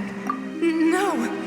Our reunion no longer has any meaning. There is no way for us to create any new memories.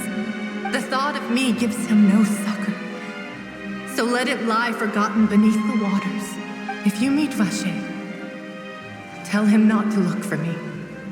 Tell him to move on. That is the only thing I still remember. Perhaps that is so. If only I could have comforted him. Is that what you call it? Dissolving? If anything, I consider it a form of release. It was a state of neither fear nor frenzy, with only an endless peace, like the water's still surface. I could also liken it to being a thirsty person who drinks water for the first time, and only... I think I hear your companion. Farewell, then. I am glad that you were...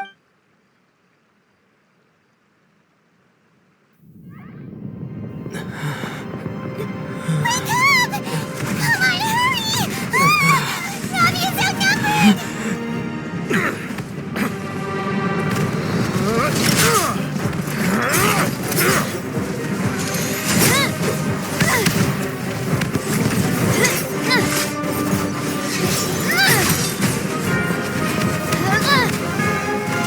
Someone's out! Look out!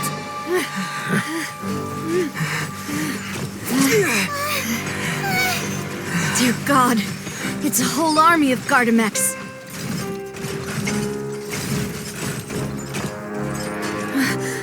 Chlorand?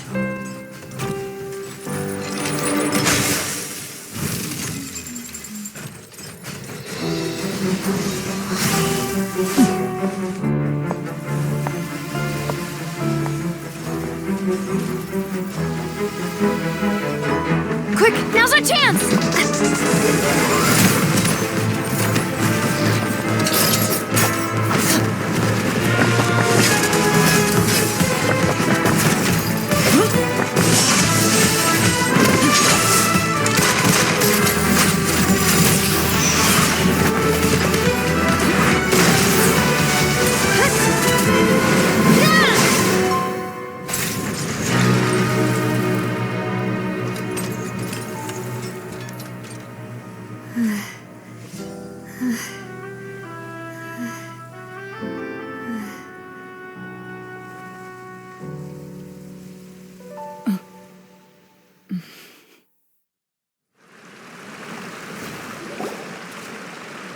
should thank you for lending us your sword there, Clarand. But before I do so, could you explain how you managed to show up here? I followed you. It seemed to me that danger has followed you more closely as of late. I believe that following someone without their knowledge is actually called stalking, is it not? Mr. Callus's last wish was for me to ensure your safety, and I will not betray his trust. He would do the same, were he alive today. Do not speak of my father! Sorry, demoiselle. I was not strong enough. Thank you for your aid, Miss Clarand, but do keep an eye out for your manner of speech. I believe we all wish to avoid unnecessary emotional harm. Sorry, I did not consider your feelings. Whatever. What else do you know? How did you come to the conclusion that I'd be in grave danger? I doubt I know much more than you, but I believe that the mastermind behind the serial disappearances is very powerful. Your performance tonight will almost certainly attract their attention. I'm sure they've known about me. To be honest, I'm shocked it's taken them this long to act against me. And what about these Gardamex? I thought only those associated with the Maison Gardiennage could control them. None of these mecha have serial numbers. I was sure to check a moment ago. They are not the ones used by the authorities to enforce the law. I can only conclude that some powerful or wealthy party must have obtained them via illegal means, deploying them as a private force of sorts. What? Your point being that they're out of Spina di Rosula's league, then? Yes. Be careful, and do not act rashly. I will continue investigating no matter what. We will bring the truth to light. That's my father's true last wish. Regardless, thank you for your help today, Clarand. But if you get any ideas, tell me first. I don't much appreciate being followed. I do not think that they'll strike again anytime soon. So I shall stop following you. Good day, all. Right. I suppose that's the best news we've gotten today. Demoiselle, I believe that Miss Clarand was being sincere with you. If we tried, we could attempt to thaw relations a little. I know, she's... Oh, thank goodness! Paimon thought we were done for! Those Gardamex came out of nowhere while you were unconscious, and Nadia and her gang saved us! Oh, and there was that champion duelist named Clarand who came out to save us too! Oh, come now. Forget all that polite talk. That wasn't really a fit as such. We're still partners. It will take 50 years for me to match Demoiselle's... If it were me, I would have joined... All right, you two. Actually, Navia, how did you know that we were in danger? Well, to be honest, you're the one who... Huh? Really? Paimon contributed somehow? Ooh, Paimon's even more amazing than she thought! Yes, all thanks to you grabbing my drink by mistake. How did that help? After we parted ways, I was on the way back to one of our bases when I suddenly thought of what you said. That the Fanta tasted kind of salty and icky. Fanta only comes in sweet flavors. So how could it have tasted salty? The color of the drink, if I recall, had also been a bit off. So the Fanta had been spiked with water from the primordial sea? Yes. So if you hadn't drunk that cup for me... Spina di Rosula is preparing the grandest of awards for you as we speak for saving the boss. Huh. Really? I sent people to Hotel de Boer to investigate. That's when I figured out that you might be... What? Why would they go after... Well, you did for... Speaking of which... Well, it can't be a... Oh, and this time Paimon heard it too. Does that mean... That doesn't sound like too much of a bad thing. New intel? While you were out cold? Well, let's hear it, Oh. Vache. That name doesn't ring a... Since he saw that young woman dissolve, but he never gave testimony or any... Yes, thank you. This... Oh, you mean... Well, you did say that our friend... And besides, we're in this now whether... Demoiselle, do try not to look quite so pleased. You talk too much. Well, in that case, we also have some plans to go over. Don't worry, you two. With us around, our base is...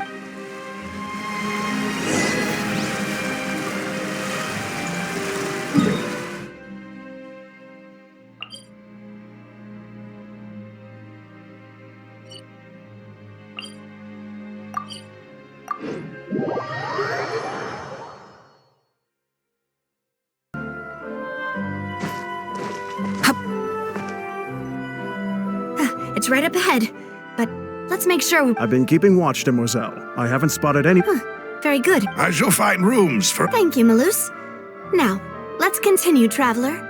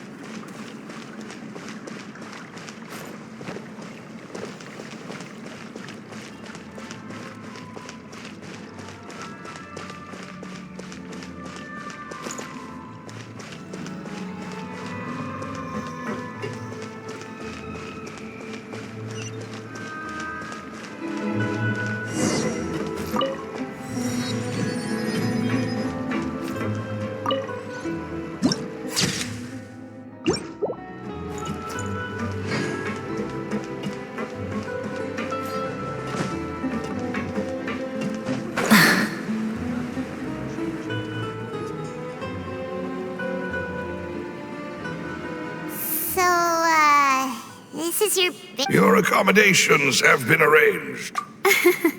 Well, our funds have been a little tight lately. After all, we don't allow illegal or unethical profiteering. In fact, our funds often come from citizenry who support us. Seems like it's tough times for everyone. But if you have the support of the people, that does sound like it's worth it. To be honest, our financial situation was a lot better back when my father was in charge a few years ago. I'm afraid I'm not quite his equal. Your father... he was the previous boss of Spina di Rosula, right? How did... Demoiselle, if you'll allow me to explain. No. I'll explain it myself. I suppose I couldn't run from this topic forever. My father's name is Callus. Yes, the same one they call Callus the Unfaithful in the streets. 3 years ago, he was accused of murdering his own friend. But he chose a duel to defend his honor instead of standing trial. He died in the duelist's ring. Oh no. But I do not believe my father was a murderer. I'm sure he was set up. At the time, I believed that if he only stood trial and was duly investigated, something amiss would crop up and prove his innocence. But strangely, he not only requested the duel himself, but rumor has it that even after being seriously injured, to the point where he could be deemed as having lost the duel, he refused to surrender, determined to die in the arena. 3 years later, I still don't understand why he did that. How could he protect his honor if he's dead? If anything, he gave up his chance to defend himself. The closest piece of info I have is that my father had been investigating the serial disappearances case at the time of his death. Ah, so that's why you're so determined to get to the bottom of that case. That's right. I've also tried to investigate the murder my father was implicated in, but I haven't found a single new clue in my countless reviews of the investigation records. However, I believe that if the murder case is related to those behind the disappearances, they must know something. I must know what really happened. Was my father coerced? Framed? Even if he really did kill his friend, I must get to the truth. If only he'd been more open with me when he was still alive. He even hid the fact that my mother died due to complications when giving birth to me.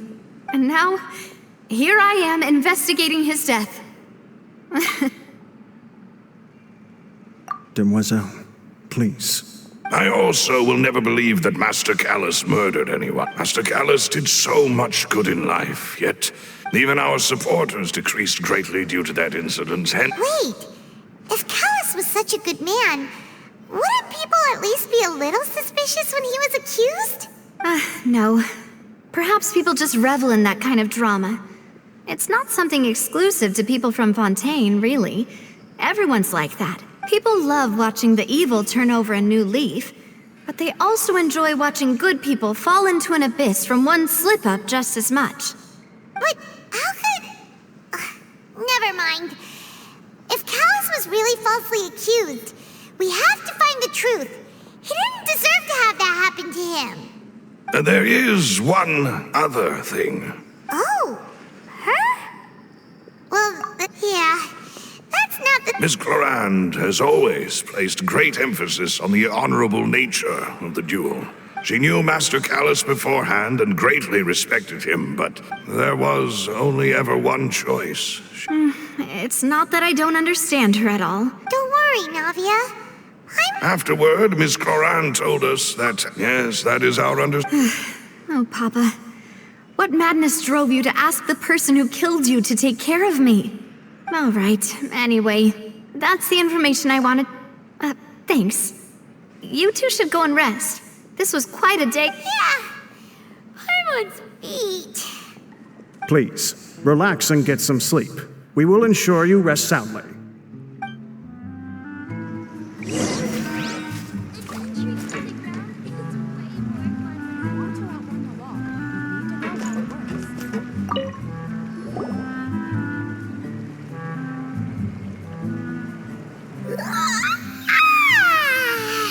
Paimon slept so well. This place feels almost too safe. Huh? Navia? Where did the other two go?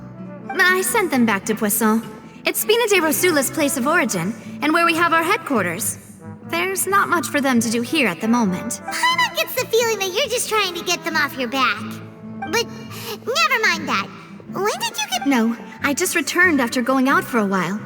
I did some... Wait, so you didn't sleep at all? How could I after having such critical new evidence? Guess Paimon was... Unfortunately, this name seems to have been wiped from existence. I suspect that those behind this have already taken steps to hinder an investigation from... Does that mean we're too late, though? No. There is one ray of hope. One place in Fountaine, and that is the archives kept by Chief Justice Neuvillette. If the Oceanid you met... So Neuvillette maintains an archive. In that case, let's go talk to him, shall we? Aren't you coming along, Navia? Did you get tired? No, it's nothing. Let's go see...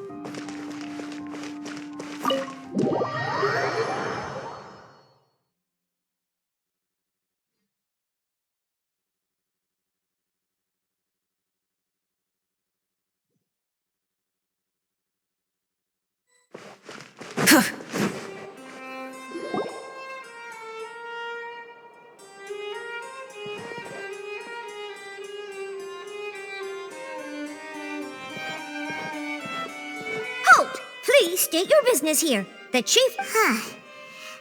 Hey, don't you recognize us? Huh? Who are you? Just to be clear, I don't care who you are or who you might be related to. Our rules make no exceptions. See? They've got great discipline, too. Yep. Paimon can tell. If you're here just to crack jokes, I can point you towards the exit. Unlike some, we're busy, so please leave if you don't have a reason to be here. No. What I meant to say is, shouldn't you remember us from a few days ago? We were at the trial of the great magician Linny. Oh, yes, I remember. I read about it in the Steambird. You must be Linny's attorneys. It's all coming back to me now. We're here today to report and archive some information on a follow-up case. Is that even a thing? Of course. Don't worry. We're here on official business. You can trust us. All right then, I'll let you through. The Chief Justice is just inside. Thanks so much.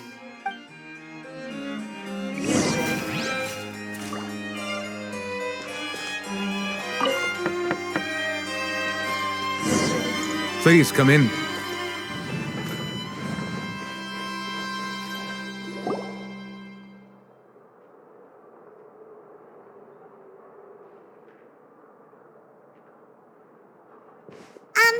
Sorry to barge in, Monsieur Nervalet.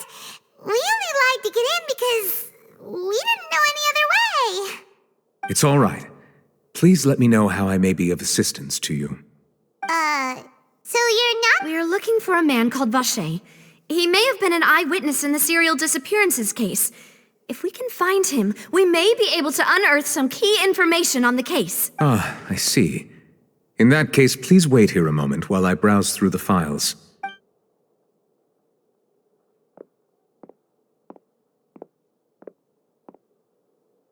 Who knew that Nervalet would be so easy to talk to?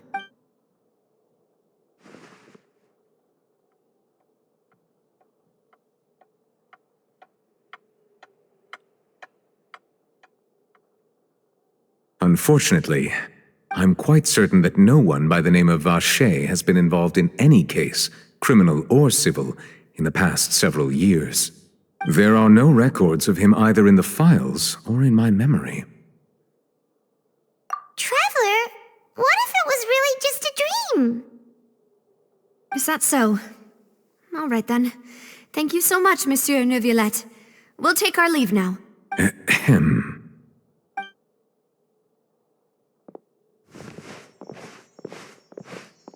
Miss Navia, I can understand how you feel.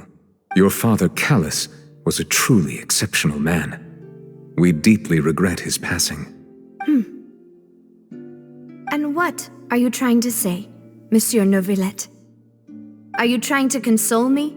Extend your sympathy? Or just express some tendril of regret? No. You are not trying to do any of that. I can hear it in your voice. There's no emotion behind your words. You only said those things because you felt like you should. It's just like last time. After my father took his place in the duelist ring, I pushed through the guards to talk to you as a last resort. You even told me then that you thought there was something fishy with the case, yet you still allowed the duel to go ahead. In your eyes, the value of a human life is nothing compared to those cold laws you hold so dear. If you truly regret my father's death, then why didn't you call a stop to the duel? Why didn't you give me the power to stop him from throwing his life away? Why did you just let him die, despised and hated by all? Everything was hanging on a thread at that moment.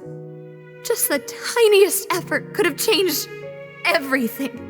There are still so many things I never got to tell him. So many questions he still owes me answers to. If you really have no heart, then just look me in the eyes. I, Navia, will show you the true meaning of regret. I'm sorry, Miss Navia. You and my father are truly alike. You keep all kinds of things in your heart and never say a word to anyone. It's not so much that you can't feel, but that you would never express anything. Oh well, In any case, everyone already knows full well the apathy of the Chief Justice. My apologies for taking my emotions out on you, Monsieur Chief Justice. Let's go, Traveler and Paimon.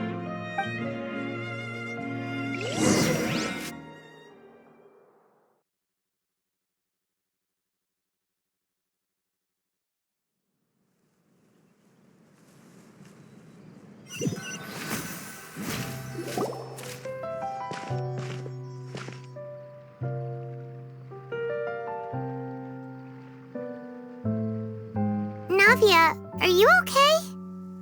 I'm fine. Rain. It's raining. You're right. Wasn't it still sunny when we went into the building? And there shouldn't be any active trials today. How strange. Now that I think of it, on the day my father was convicted of murder, it was also raining. What is it? Did you think of something? Yeah, he was outside. It was uncovered and the rain could fall there. Why? Do you think the rain could have affected the crime scene? That thought has occurred to us before.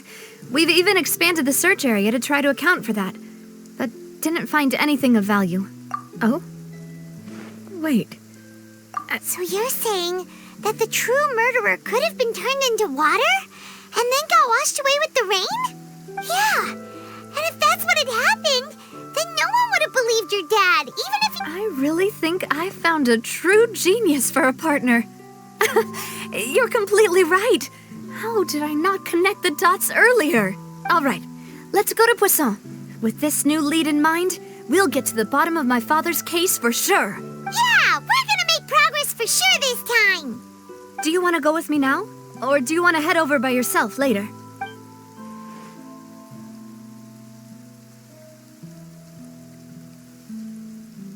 All right, then I'll wait for you at Poisson.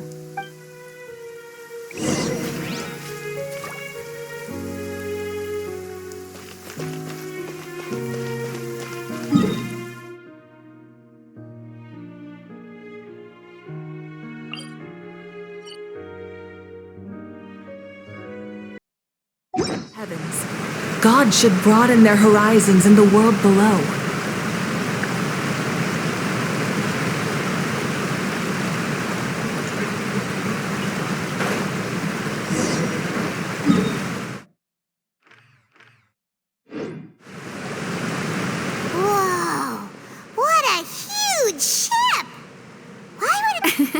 There's no need to be so surprised. While it may look like a ship, it's actually Spina di Rosula's headquarters. My father was the one who asked for it to be built like this. Perhaps our taste in exterior design is the only thing we occasionally had in common. A gigantic and glamorous ship embodies discovery, opportunity, ambition, and conquest. It symbolizes Spina di Rosula's bright and limitless future. And Paimon thought you were bluffing when you said Spina di Rosula had a glorious past. Paimon was confused why a group with such a history would live in the sewers. But now that Paimon has seen this ship for herself, she's convinced. Well, Poisson is where Spina di Rosula began, after all. It's our main base, our home.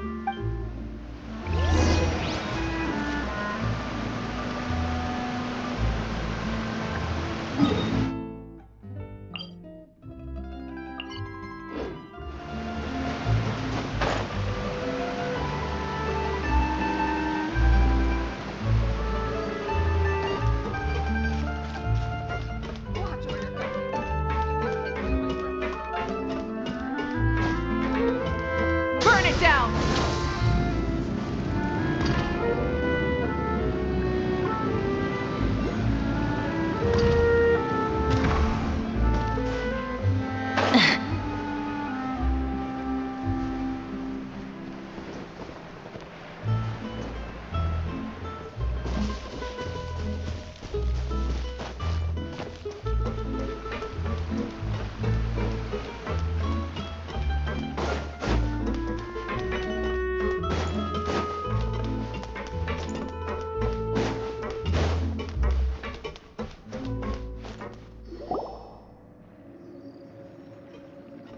Malouse, we're back.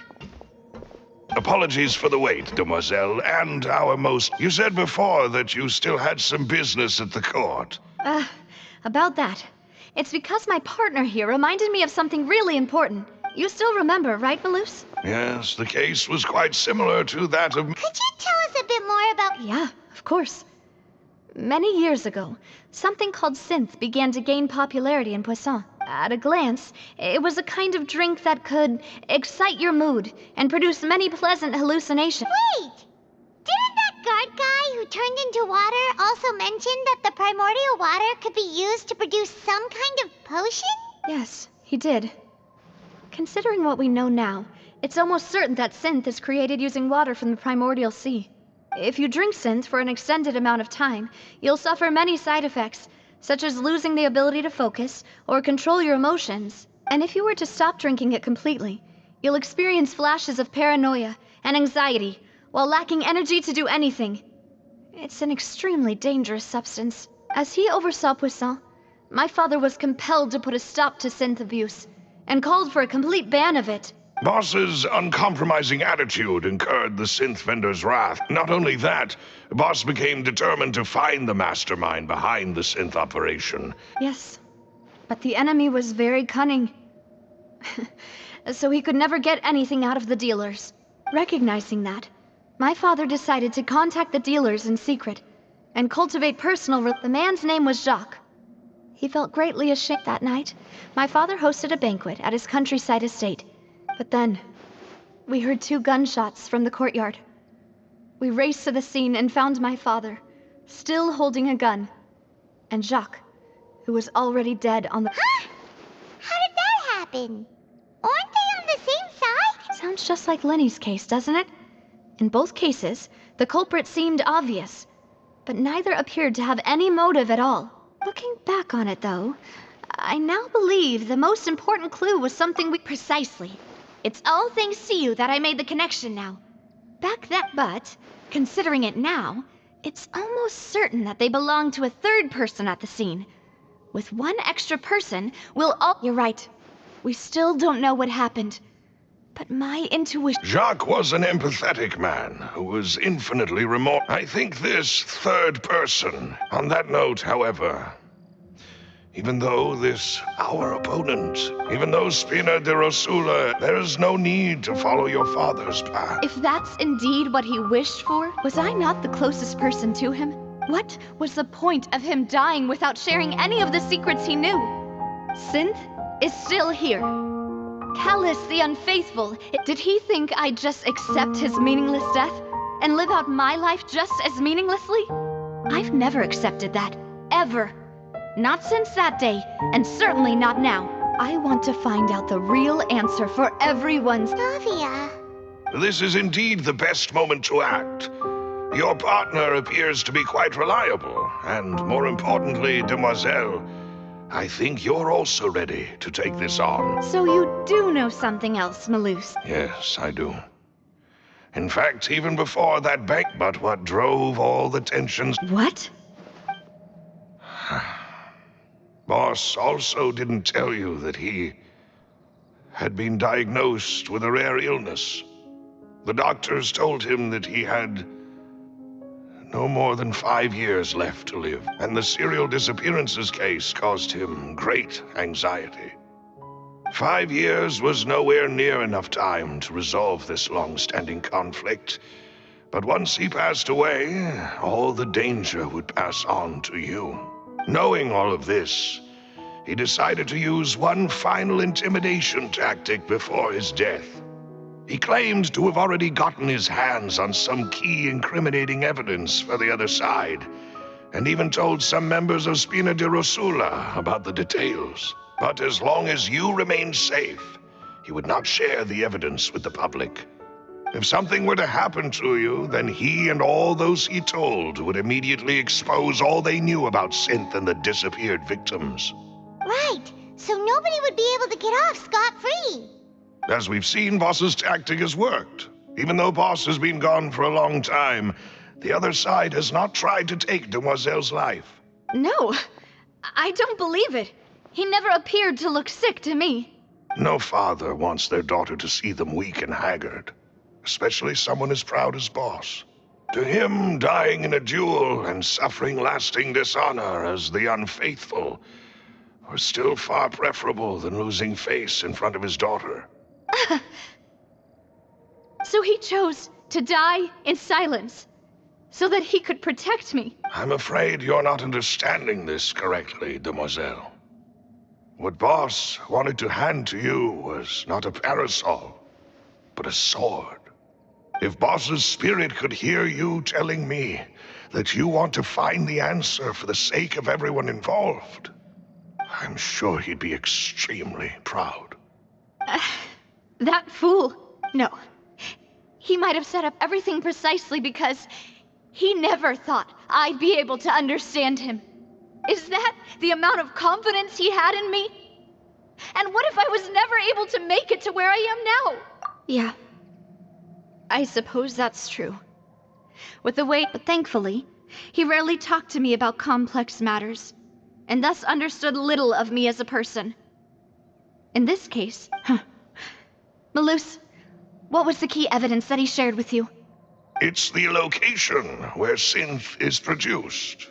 Essentially, it's the enemy's headquarters. When he was threatening the enemy, Boss didn't share the specifics of the incriminating evidence he found.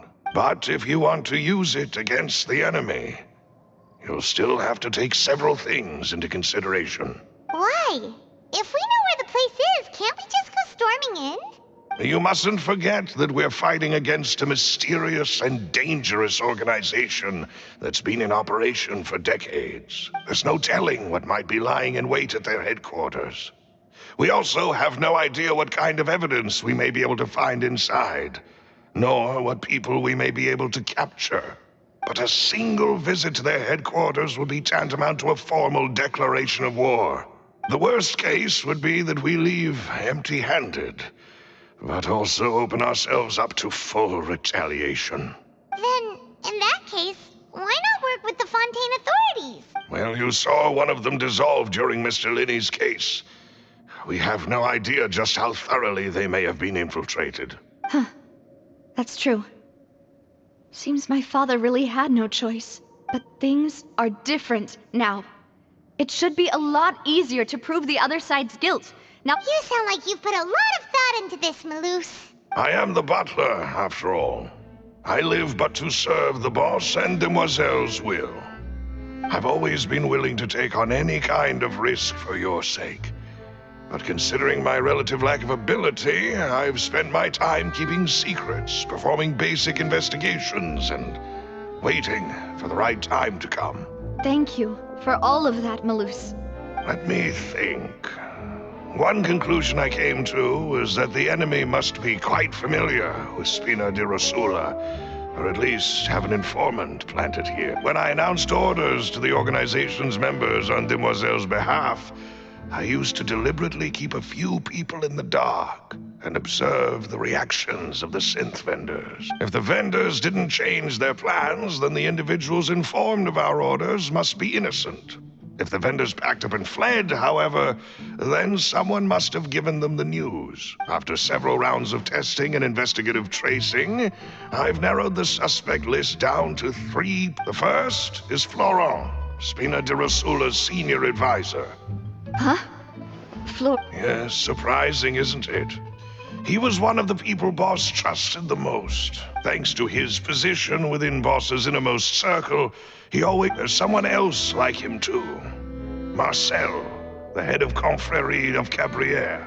Uncle Marcel. It's a guild in Poisson. Boss helped it to grow to its current size and prominence. In the beginning, they were only reselling some daily goods, but now they're one of the richest guilds around, with a lot of business connections in the city. So, they're like a sister organization of Spina di Rosula? Yes, you can say that. When we were fighting against the synth dealers, they provided us with plenty of support. It's a bit difficult to imagine someone using their own money to hunt down them. The final suspect is Thierry, the man responsible for coordinating information between Spina di Rosula and the guards. Although the guards mostly leave us to our own devices, there are still many activities we have to report to the local authorities. Since Thierry is always in the know about our current activities, he could theoretically always plan one step ahead. I see. These are all people who I communicate with. To think that the enemy we've been fighting against has been right next to me all along. If you want to investigate them, please take every... Of course. And thank you, Malus. You've provided us with a lot of great information. You're too kind, my lady. I'm just doing my duty. And before I forget, proving Boss's innocence would also mean clearing him of blame in Jacques' death. After that incident, Jacques' wife and daughter were taken into the Spina's care. They still live in Poisson today. If it might help, you could also pay them a visit. I can make the necessary arrangements. Aw, thank you so much, Malus. You really are the best. A new case awaits, my dear partner. I hope we can work together to uncover the truth and end this case once and for all.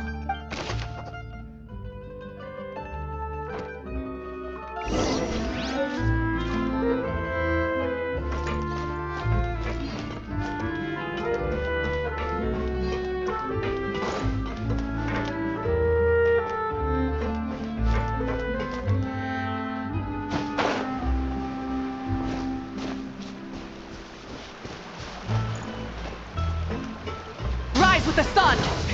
Rev the engines!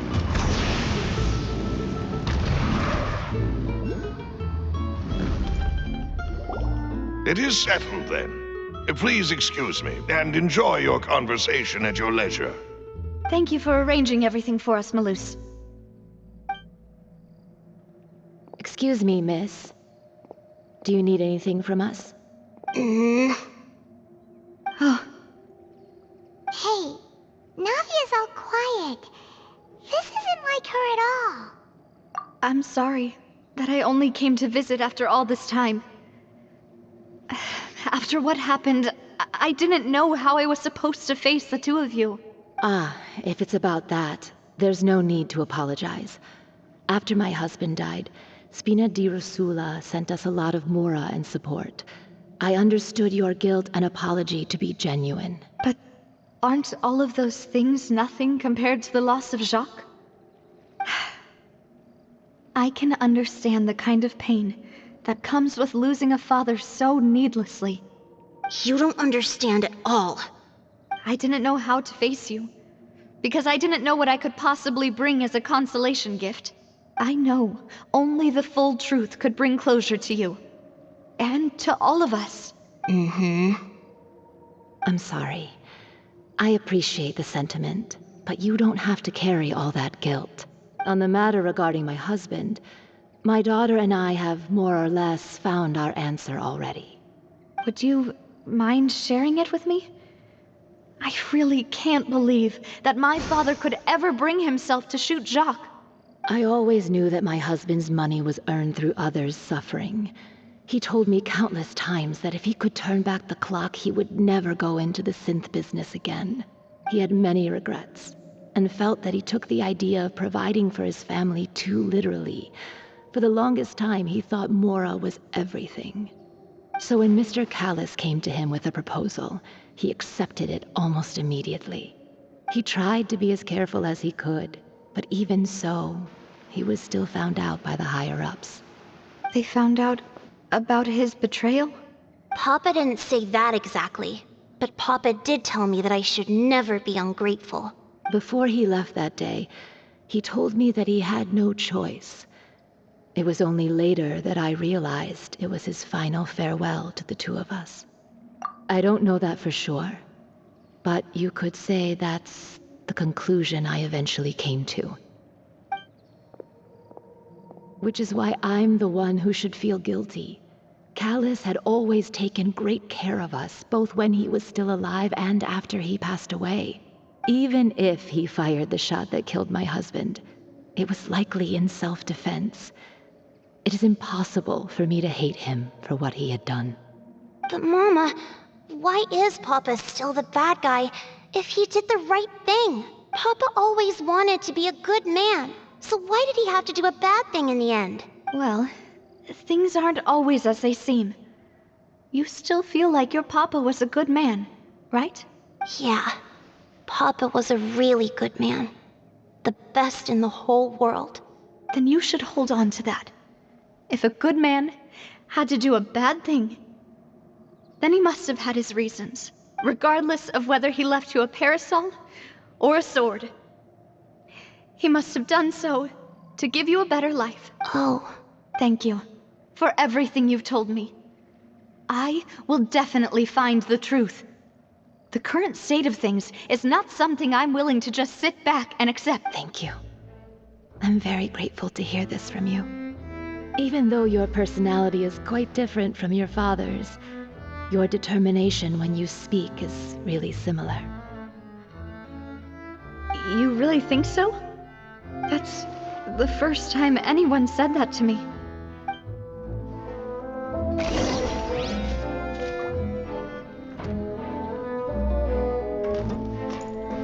Are you okay, Navia? I'm fine. Don't worry. Let's investigate the 3 suspects next. Laurent should be nearby, and we should be able to find Thierry and Uncle Marcel in the city. I'll get myself together up. Greetings, boss. How may I be of assistance today? I'm sure you've heard about what happened at the Opera House? Someone got turned into water right in front of us. Yeah, I've heard. With something that dramatic, I'm sure journalists will milk it for all it's worth. And it'll be all the talk for the next several weeks. It also reminded me, on the day that the incident happened with my father, it was raining outside, and we found some clothes left at the scene. After my partner here put the dots together for me, I feel like we should try to reopen his case. Can you do me a favor and try to recall what happened that night? Let me think. Mr. Callis was feeling pretty upbeat that day. So he was drinking and bantering away with us at the table. After that, he told us that he wanted to go get some fresh air. So we let him go without thinking much of it. Who knew that we would hear 2 gunshots ring out right after? My first reaction was that Mr. Callis's life was in danger. So I grabbed my holster and made a mad dash toward the scene. But when I got there, it was already too late. Mr. Callis was standing over a dead body with a gun in his hands. All we could do was look back and forth at each other, not knowing what to say. So you also remember 2 gunshots then? Indeed. The guard said that the first shot didn't hit anyone, while the second killed Jacques. But I've never really bought that explanation. Reason being, Mr. Callis had left his gun on the table. I even made sure to confirm that before running to the scene. But according to the guards, that doesn't mean he couldn't have had other guns on his person. About the clothes left at the scene that you mentioned, do you think there was a third person there who was turned into water? At least from our perspective, my father had no reason to kill. So he would also have no reason to bring an extra gun with him. The gun he was holding probably belonged to Jacques, or a third person on the scene. Yeah, that makes a lot of sense. So you're saying Mr. Callis ended up with the gun because he seized it from one of the other guys? But hold on. If that's what had happened, then why didn't he share the truth with any of us? He didn't even want to face the Oratrice machine, and chose instead to prove his honor in a duel. Did he lose all faith in the courts after seeing someone dissolve right in front of his eyes? About that, Malouse told me a thing or two. So, I think I can understand why he committed to the duel. I'll tell you everything once the whole truth has been revealed. I understand. Then I'll leave Mr. Callis's honor in your hands, boss. And if I may just say one more thing. The whole Callis the Unfaithful epithet has been a thorn in my side since the day it was invented. Many people have laughed at me for still calling him Mr. Callis, even after so many years have passed. But it was Mr. Callis's trust that allowed me to rise through the ranks of Spina di Rosula and live the life I lead today, no matter what others might say.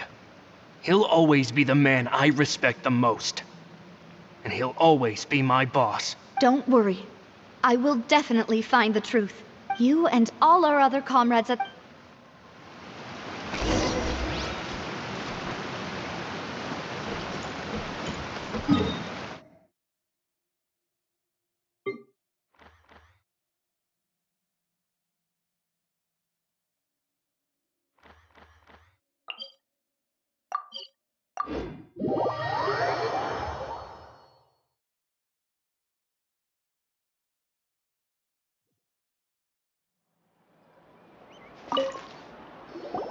Hey, Thierry, it's me. Oh, now, what brings you here, Miss Navia? I've heard that you made quite the name for yourself at the Opera House. Oh, so you've caught news of that already. Oh, okay. Hey, I'm also a member of the Guards, you know. The way you make it sound, people would think I was sent off to Poisson because I had done something wrong. Are you sure there isn't a little bit of truth in that? Under normal circumstances, shouldn't you have been called back to the city already? I mean, where I work is really up to me. Let's just say I enjoy the ambiance of Poisson. Callis did a fantastic job running the town, building Spina di Rosula from the ground up and clearing many obstructions in my way.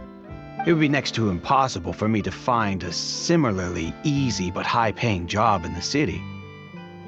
Anyway, enough chit-chat. Are these two friends of yours? You, here for some formal business? Yes. These two are my partners. What happened at the Opera House made us realize that Linny's case and my father's may be related. We're trying to reinvestigate the details of my father's old case. Ah, I get it. You think there might be more to the case now that we know people can be dissolved into water, right? I was also flabbergasted when I first heard of it. If you want to go through the original files from your father's case, I can help you look for them. That'd be much appreciated. Thank you. Actually, I have another question. Do you have the authority to dispatch Gardamex? Of course. Without them, I couldn't possibly handle Poisson on my own. Why do you ask? We definitely can't use them to forcefully get more evidence for your father's case. Well, you see, just recently, we were attacked by a horde of unnumbered Gardamex in the city. So, if you hypothetically wanted to do something against me, all you would need to do was get rid of the mecha serial numbers and send them after me. Then you think too highly of my abilities. Dispatching mecha is very different from controlling them. If I had to make an analogy, when you order a dish, the chef will make it for you. You can ask the chef to cook, but not to massage your shoulders or carry your baggage. If you try to make unreasonable demands, the chef would just think you're out of your mind and ignore you completely. The same goes for me and my Gardamex. Removing a serial number is also not as easy as you might think. There are a lot of complex steps to it, and it's almost impossible to keep it a secret. So I can promise you, those mecha were definitely private units. They're certainly not cheap. So, whoever their owner is must be super rich, powerful, or both. Now that you mention it, though, being in the synth business would definitely be profitable enough to afford this. Oh, then you're officially in the clear, Thierry. Oh, well, thank you for the vote of confidence, Navia. Jokes aside, I'd like to wish you all the best with your investigation. I'll be staying in the city for a little while, so just come find me if you need any support from the guards.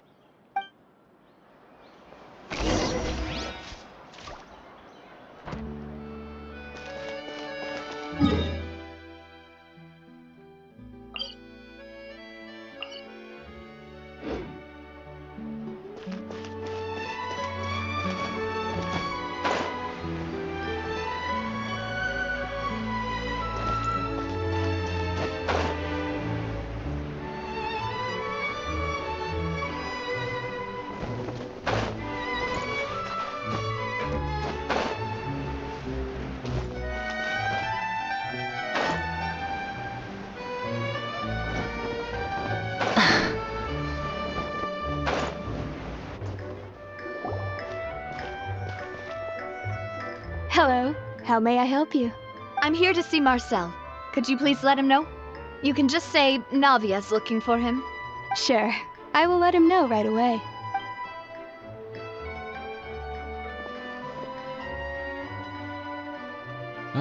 Navia, hello. Sorry to keep you waiting. I'm not as young as I used to be, so my legs are giving out a bit. Oh, it's all right, Uncle Marcel. There's no need to stress. I just wanted to talk to you briefly about what happened in the Opera House. I'm sure you saw everything too, right? Yes, I've never seen anything so strange. Oh, you were at the Opera House too? That's right. I went there with Navia to see the magic show. Who knew it would turn into a whole murder mystery? I also witnessed your marvelous sleuthing work. Quite impressive. To beat the Hydro Archon at her own game on her own turf, I can already imagine everyone in Fountaine discussing your exploits over a few glasses of wine. Oh, Paimon doesn't want to become the talk of drunkards. Apologies. It's just how Fountaine is as a nation. Everyone loves drama and theatrics. Uncle Marcel, you've also noticed that other thing, right? The fact that humans can dissolve in water? Yes, I was reminded of your father's case right away.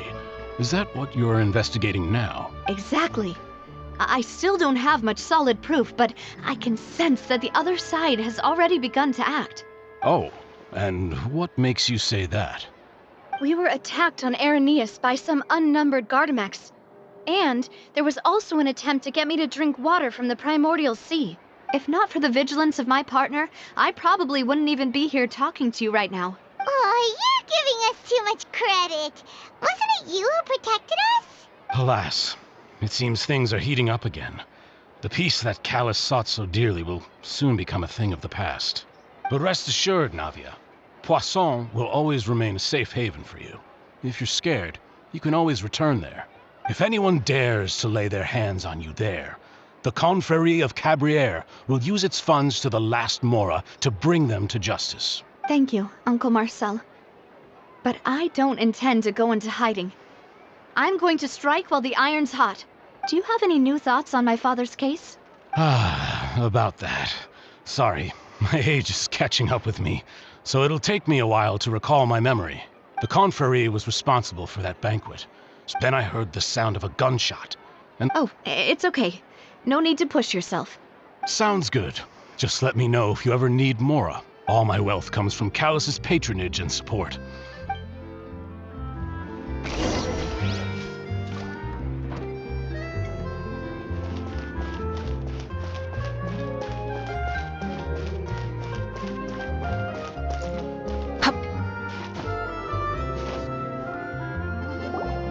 We've talked to all three suspects, purely based on their conversations with me. None of them sounded particularly suspicious.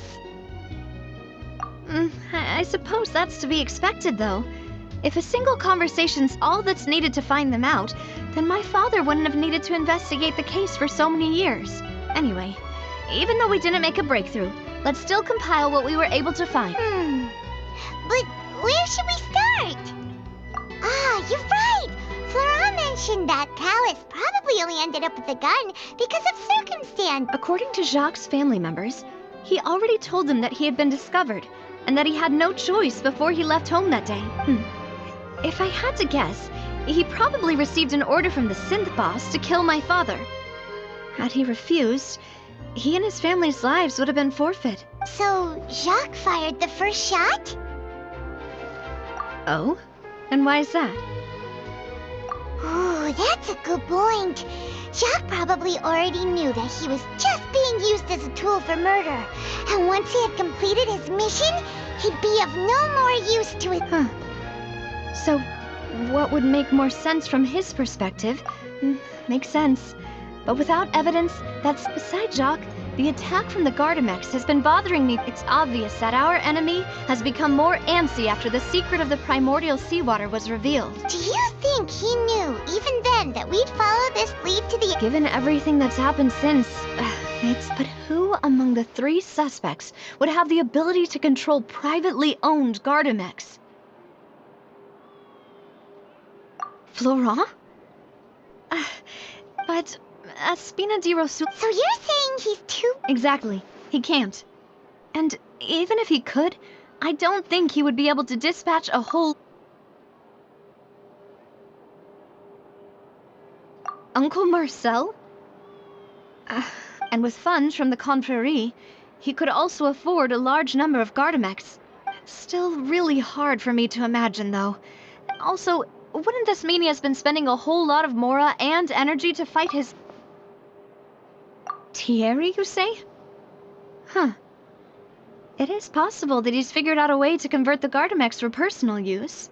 But I didn't feel like he was... Yeah. Had he actually tampered with the mecha, we'd be able to prove it with a simple If the mecha were taken from the guards, it should be pretty easy to find out when and how that... Who could it be?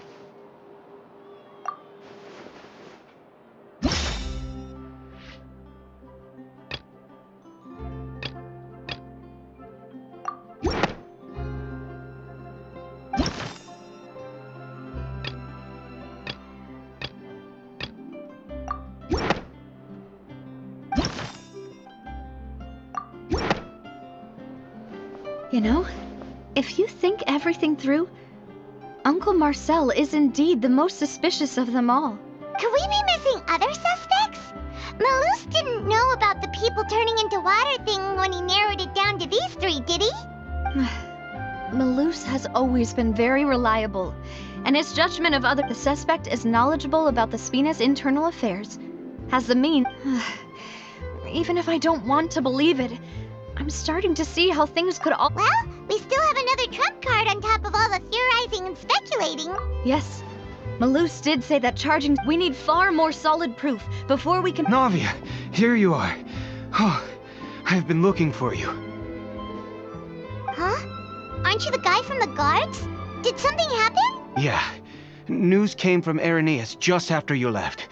We've got another trial on our hands. Wasn't that place built specifically for holding trials? What's so newsworthy about this one? I know. But they said the person they're putting on trial is a Fatui harbinger called Tartaglia. What? Is that someone you know? Yeah, we know him. Maybe even a little too well. Well, he's been accused of being the true culprit behind the serial disappearances case. It's absurd, don't you think? Wait, how? None of our investigations have had anything to do with him. That's what I thought was strange about it, so I came to tell you the news right away. If the charge against him stands, then it'll be next to impossible to get the guards to support any of our planned investigations. Right, because they'll think they've already found the culprit. Yeah, and it'll be... I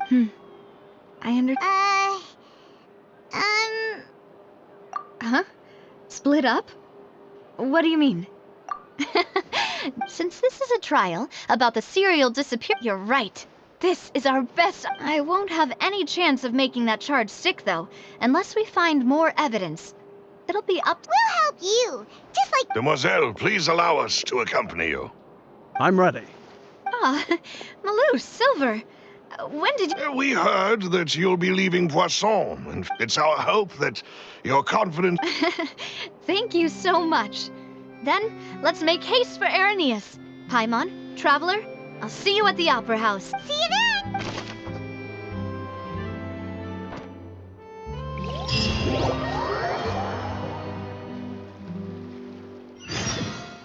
Now that Navia has set out for Irenaeus, we should also get going. The location has already been marked on the map, so let's head over.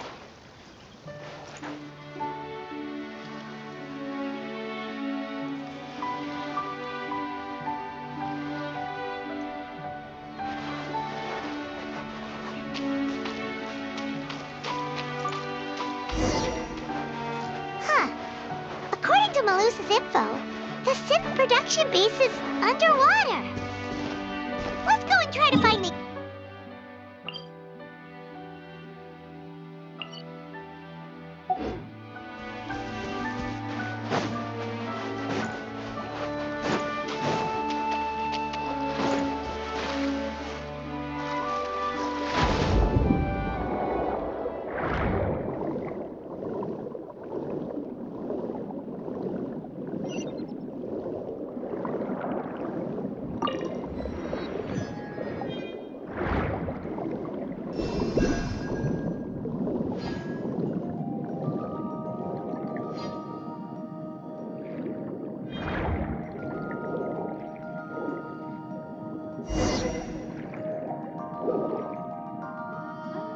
Finally found it! Huh. So this is the entrance that leads to the synth production base. It sure does. Ah, you're right.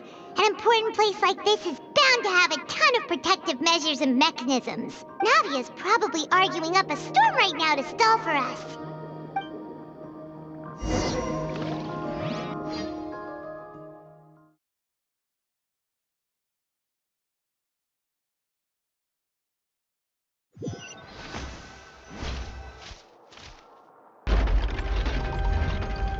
It would appear that I must repeat my question again, Mr. Tartaglia. Do you accept the charge that you are the true culprit? To be perfectly honest, I don't understand your country's complicated court system, or the reason why I'm being charged with. However, I did hear that people who have been charged, in which case, as long as I accept the charge, I've got to admit, that's one of the most enticing offers I've ever. When I privately sparred with her last time, she was obviously holding back. Real disappointing. Hey! Don't you understand? You're currently the prime suspect for a— Oh? Sounds like the Hydro Archon wants to lecture me on the ways of the Opera House. Then why don't you duel me too? I'm the kind of student that learns best in the heat of battle. No. That's not what I meant. Alas, it would appear that communication with the defendant is going poorly, and we have made very little progress. In that case, let me explain everything from the very beginning again. The goal— That case had nothing to do with him! You've got the wrong man! Huh? What's going on? Why is she interjecting again? I told you it couldn't be one of the Fatui harbingers. Miss Navia, this is the second time you've interrupted the court proceedings. I only tolerated your behavior last time because you were able to provide the court with a key eyewitness. But that was an exception rather than standard court protocol. I can very well charge you with contempt of court for your interjections. Oh, please. Did you ever think I had any respect for this place's pointless theatrics? We can put that discussion aside for now. I'm not here to argue with you. I'm here to charge the true culprit behind the serial disappearances case, and if my charges prove true, then Tartaglia here will be proven innocent by default. Oh, a young lady has charged in and offered to clear my name. How fascinating. Well, I'd gotten half bored to death by all these rules and procedures anyway, so I'll take you up on that offer. So, Your Honor, is there nothing else for me to do now? You may take a seat for now in the audience, but that doesn't mean the suspicions against you have been lifted. Now then, Miss Navia, who is the person you would like to charge instead? That person is...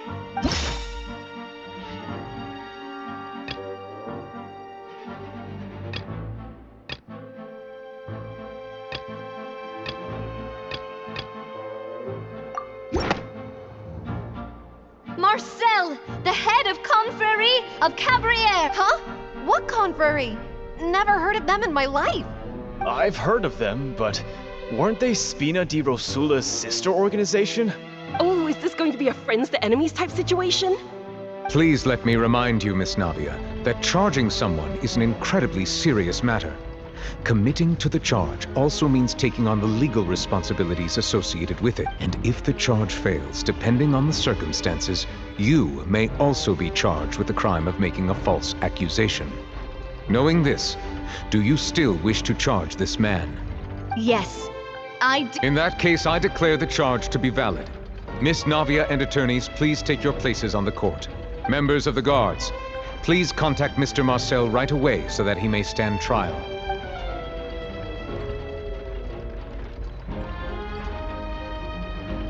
Mr. Marcel, you will not require an attorney.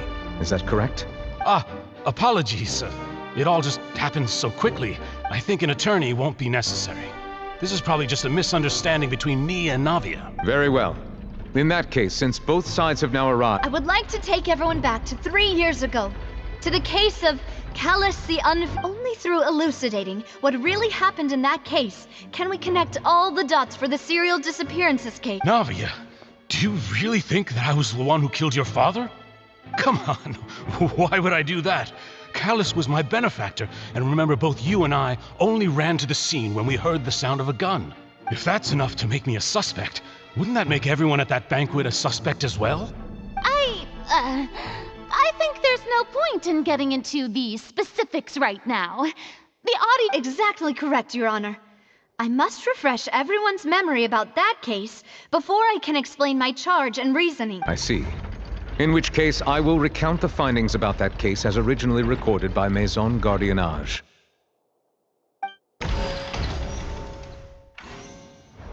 On the day of the murder, Spina di Rosula hosted a large banquet in a countryside estate owned by the Confrérie of Cabrières.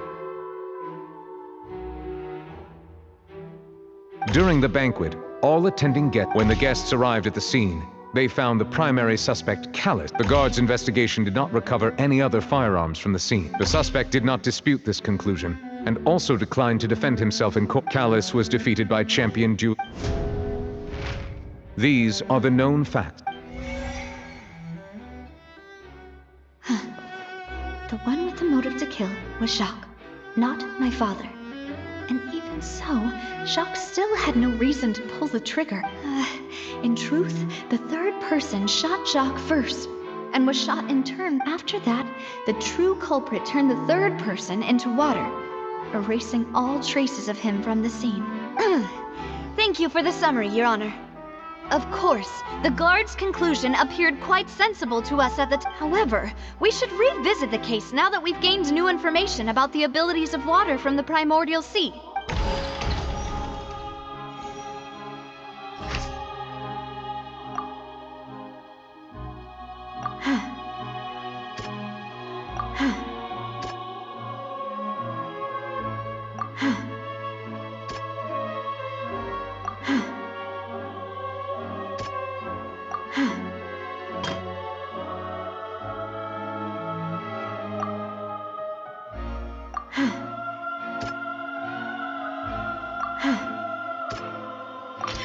The testimony of, however, unfortunately for... a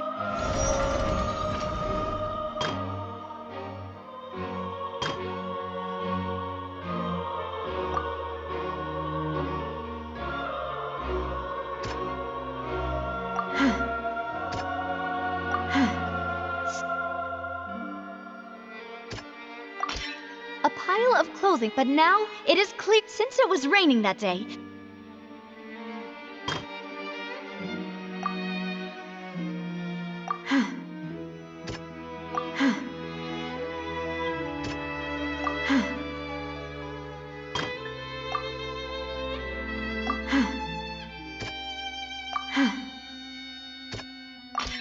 This assassin...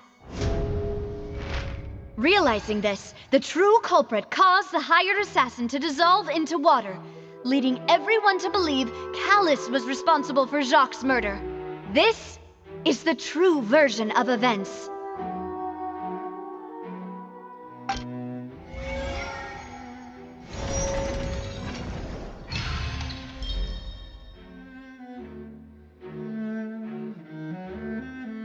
So that's what happened. Wait, you're telling me something as dangerous as water from the primordials? What a great theory. Mr. Marcel, you are the one being charged with the crime. But I think I agree with everything Navia just said. In fact... Then, may I ask some questions? In my opinion, we One, do you... I'm afraid not. At least not... Boo! If you don't have any evidence, you should just go home! I may not have the evidence with me, but I know where I could go to collect it. If we look up the deserted clothes against a record of people who went missing around the same time, we should be able to find a match. Considering the serial disappearances case... That makes sense to me. Miss... Why do I feel like Farina's acting a little differently today? Maybe she's scared of embarrassing herself again? Alternatively, she's become more diligent after charging an innocent citizen in the last trial. My second question has to do with the ensuing duel. Then why didn't Mr. Callus explain himself in court? If he had testified that a person... I've thought about this too, and the answer is actually pretty simple. He felt there were things that were more important to him. The dissolving power of water from the primordial sea is an important. My father could have exposed it for all to see, but he chose to take it to the grave. At that time, Spina di Rosula was in dire straits, and his reputation had already been shattered. What was certain, however, was that it would paint a gigantic target on my back. Boss once told me that Demoiselle had already... What? If the secret had gotten out, the culprit would have fought an all-out war with us. Of course, the guards might eventually figure out the truth of the matter, but what good would that do?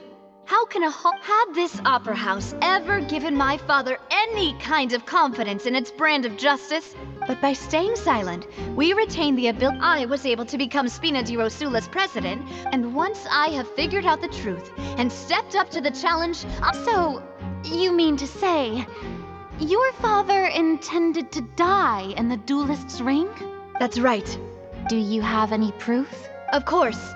All you need is to ask his opponent. I don't need your apology, your guilt, or your support from the shadows. You don't have to do anything for my sake. But since he entrusted his will to you, Clorand, you should tell us the truth about his sacrifice. So, during the duel, did you believe that Callus was intending to die? Yes, I did. As a champion duelist, I've fought many battles and taken a countless number of dishonored lives. In my line of work, I've seen all kinds of people give their all for the faintest hope to continue living. Some were determined, others passionate, and some even manic and twisted. Just one look and I can tell if a duelist is hoping to live or if they're looking to die. I hereby swear on my name and honor as a champion duelist that Mr. Callus never intended to leave the ring alive. Since that's your testimony, I have no more questions. I concur. However, Miss Navia, you still have not explained the link. Right? What she said was fascinating. Wait, weren't they just talking about the serial disappearance? Of course, Your Honor. The two cases are connected. In my father's case, the culprit and at the end of Linny's trial, the culprit also only dissolved the victim in front of everyone because the culprit could only time their actions so precisely if they were already at the scene. Coincidentally, Marcel attended both the banquet and the trial. So that's why you suspected me. Even after hearing your reasoning, I still can't help but find it a little... I'm used to it, though. You've no need to appeal to... I won't try to refute your points one by one. On top of that, does a person have to be physically present? Know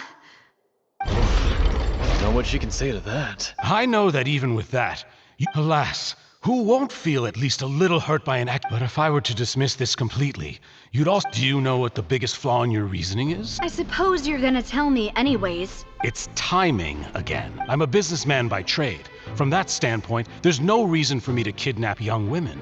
It's a high-risk action with nothing to gain. In addition, I left my home in Snezhnaya when I was young to come to Poisson and work, but the disappearances began before I ever stepped foot in Fountaine. I do apologize, Demoiselle. This was my mistake. No, it's not your fault. I'm sure he had come prepared. Is there anything else you'd like to say? Would you like to... You can also take a look at my border entry records, or ask my friends and family when I left Snezhnaya for the first time. Could those records and testimonies do something to appease the unspeakable anguish in your heart? Seems like she got the wrong guy. At this rate, Navia will be convicted for falsely accused. I think you've done a superb job of dissecting your father's feat, but aren't you going against all of his wishes? And he wished for you to become more rational, collected, and conscientious once you've learned to be more considerate of others' feelings and to stop rushing headlong into... This isn't just about me. The biggest difference between me and the rest of the victims is that I still have the people whose families were destroyed by synth abuse. Many people's images are flashing before my... And whose image do you see, Marcel? Is it a man named Vacher?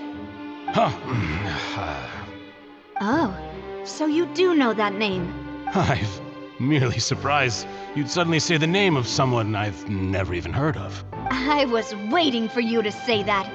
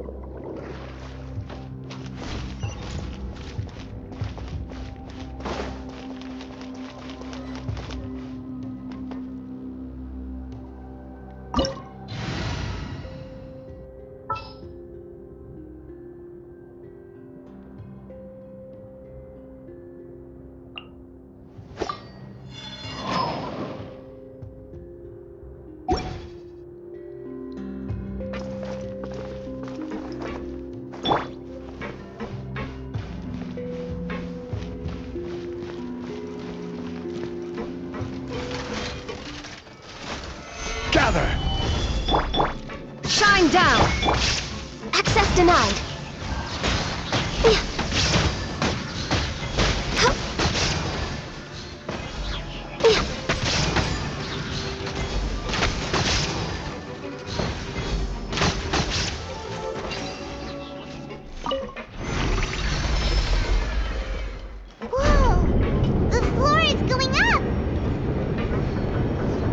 Is it because of this mechanism in the middle? That guy really prepared a lot of stuff for this place.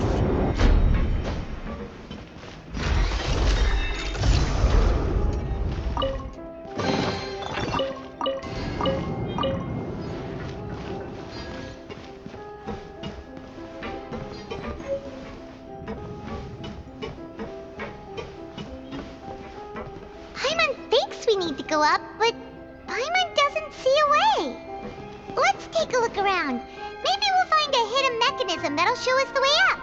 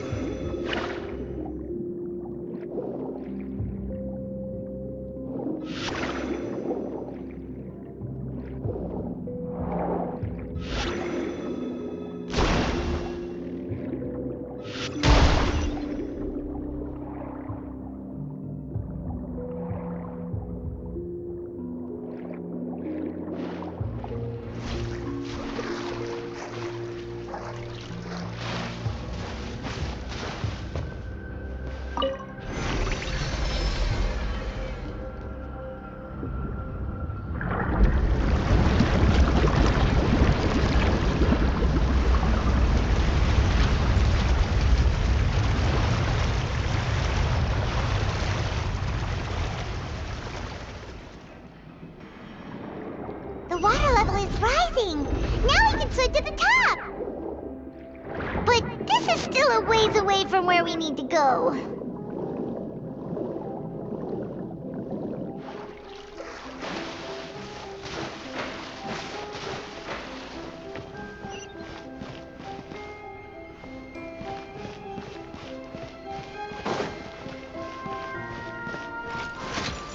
Solidify!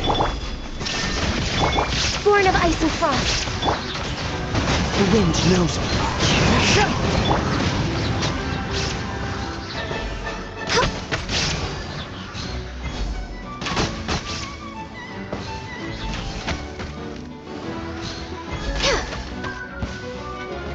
Access denied. Gather! There is no escape.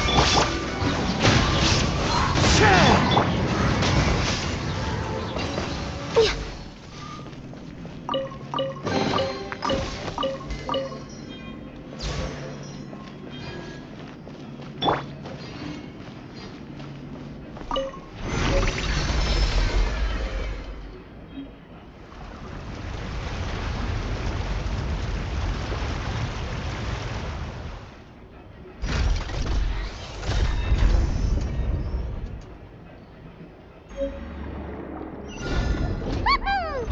the path is clear! Let's go!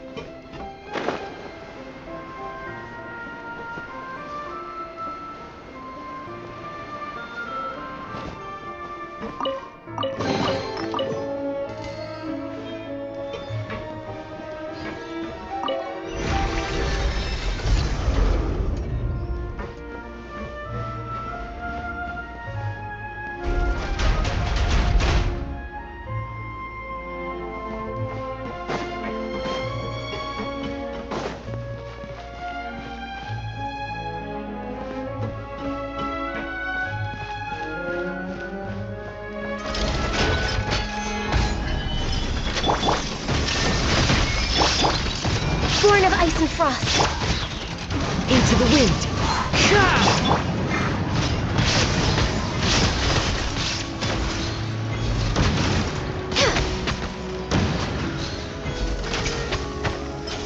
Access denied.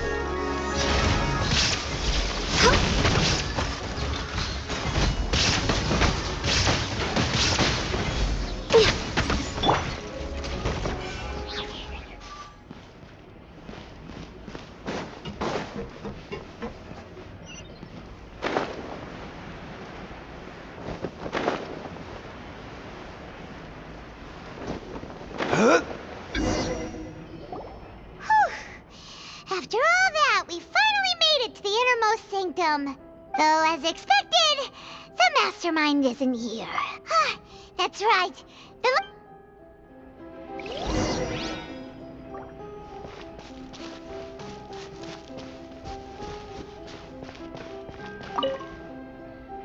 What's this over here?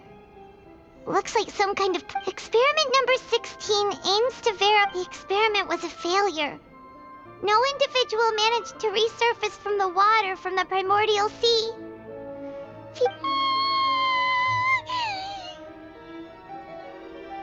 Sorry, Traveler. Paimon will try her best. It's just that Paimon's never read something so... How can someone write something that terrible in such a matter-of-fact tone? You read the rest. Paimon's too scared to keep going.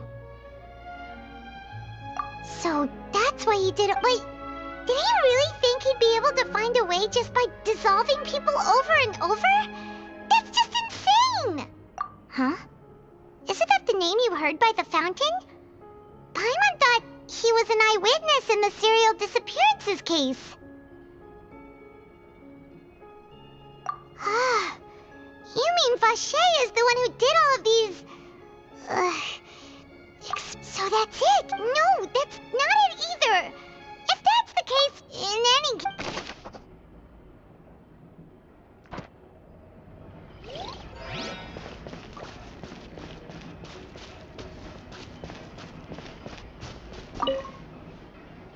Oh, look! There's an important-looking basin over here, and it's full of water! That means this is where they make all this... If you dilute it with Paimon, will take no...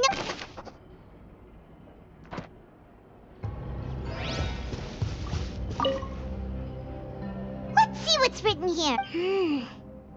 Callus. Navia's father. Oh, this seems to be an investigation. This should prove the existence of the third person, right? We still have the old dog's a real menace to deal. He can act whenever he wants to. I concur. Let's send someone... Oh, seems like we've got a bunch of correspondence between the higher-ups.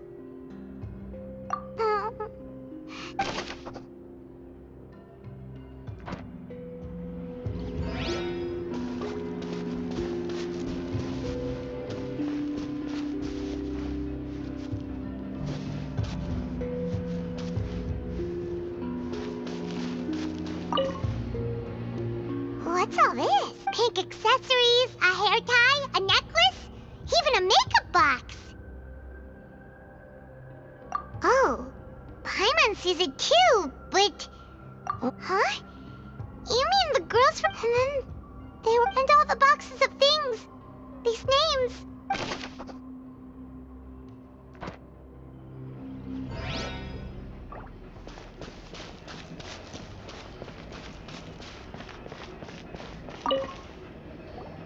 Whoa! There's so much synth here! And so many bottles of ingredients that probably just contain... Mixing and Whoa! There's even fruit-flavored synth? Yep!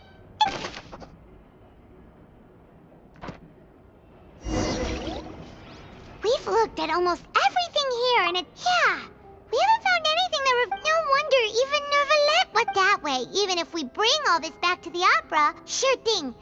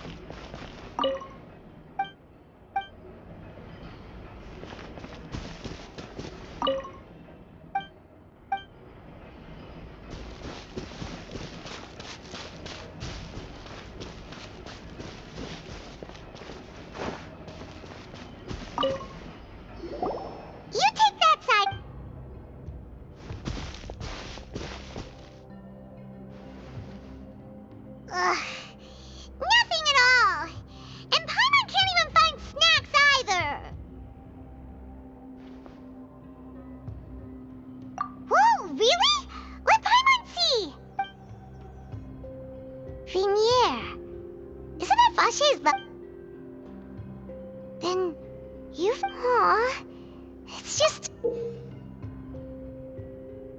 so many! A whole page's worth! The final name she decided... Marcel!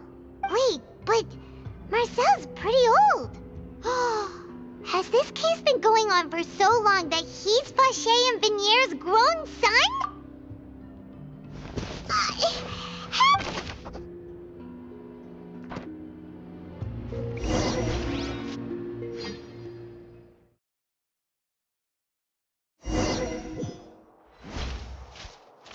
And whose image do you see, Marcel?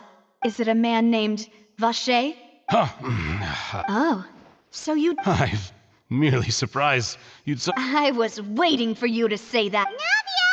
We're back! As expected of my partner. Just how often do you intend to flout the rules of this court? It's all right, Monsieur Nervalette. Given their confidence, I expect they've found the crucial evidence.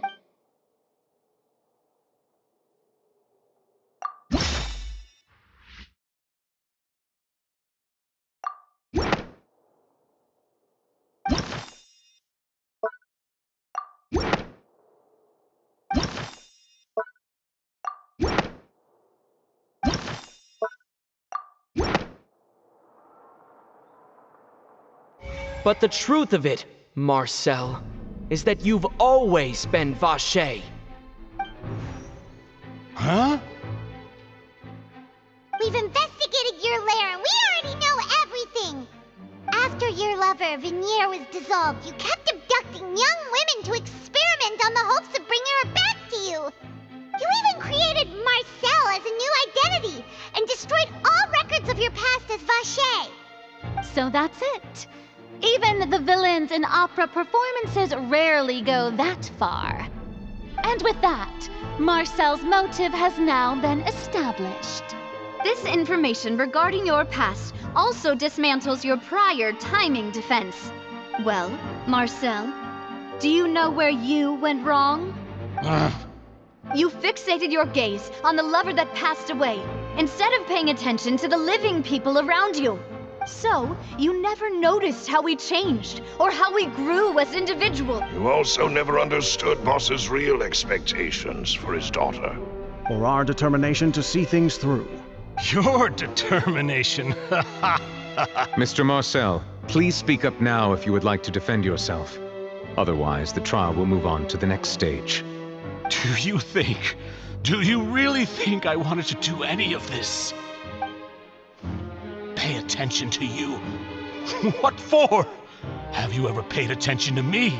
Ever empathized with my pain? Ever known how it feels to watch the love of your life dissolve right in front of your eyes? No one helped me. No one even believed me. All those decades ago, even the officers from the Maison Gardiennage were laughing at me. They said there's no way a human being can turn into water.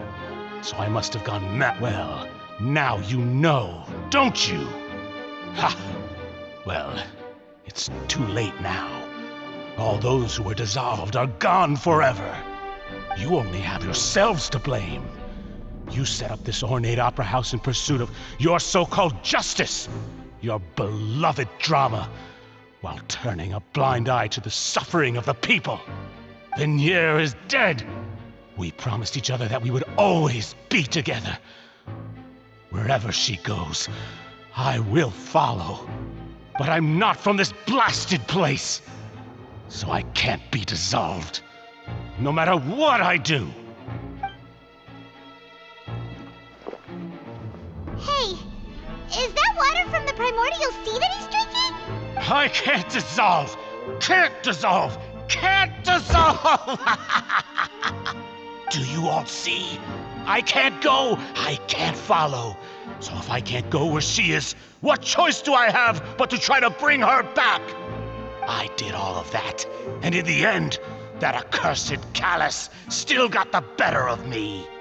I spent my entire life living on pins and needles, only to get stabbed by his idiot daughter at the very end. The suspect is exhibiting signs of mental distress. Guards, please restrain him. Don't touch me! Don't anybody come near me! I still need to save Vignier. A promise. We made a promise. Vignier. Vignier. Please, Vignier. Don't think badly of me. All I want to do is fulfill our promise. At this point, the verdict of this trial is clear. With Mr. Marcel's conviction, the charges against Mr. Tartaglia no longer have any basis. Fine by me. I was in a bad mood, but after a show like that, I'm actually feeling pretty good. Traveler, please submit all the evidence you have collected to the guards, so that I might review and summarize the truth behind the serial disappearances case.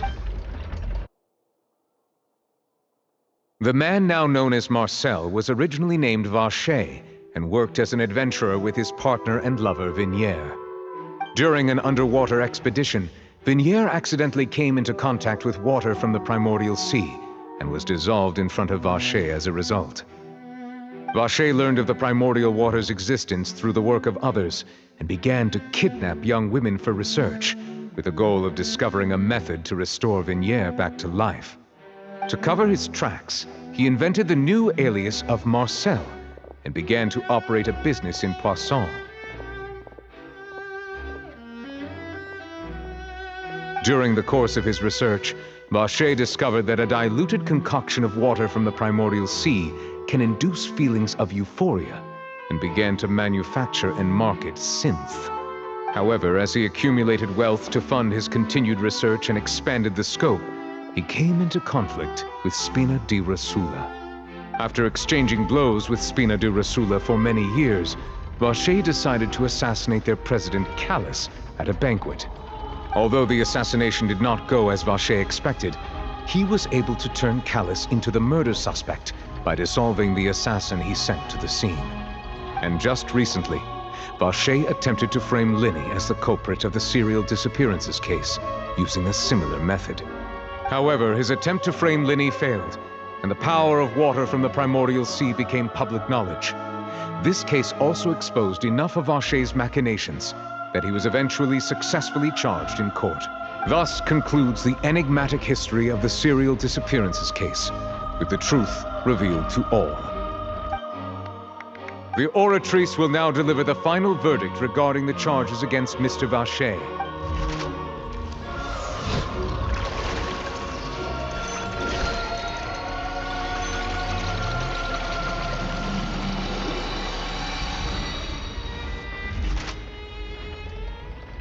According to the judgment of the Oratrice Mécanique d'Analyse Cardinale, Mr. Vacher is guilty.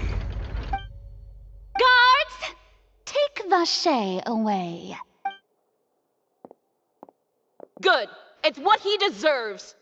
With that, the serial disappearances case is over now. We really just witnessed history. Who would have thought the true culprit would be such a polite and well-spoken guy?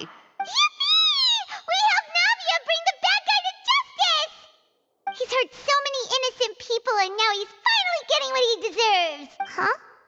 Are you okay? Demoiselle, you were absolutely brilliant.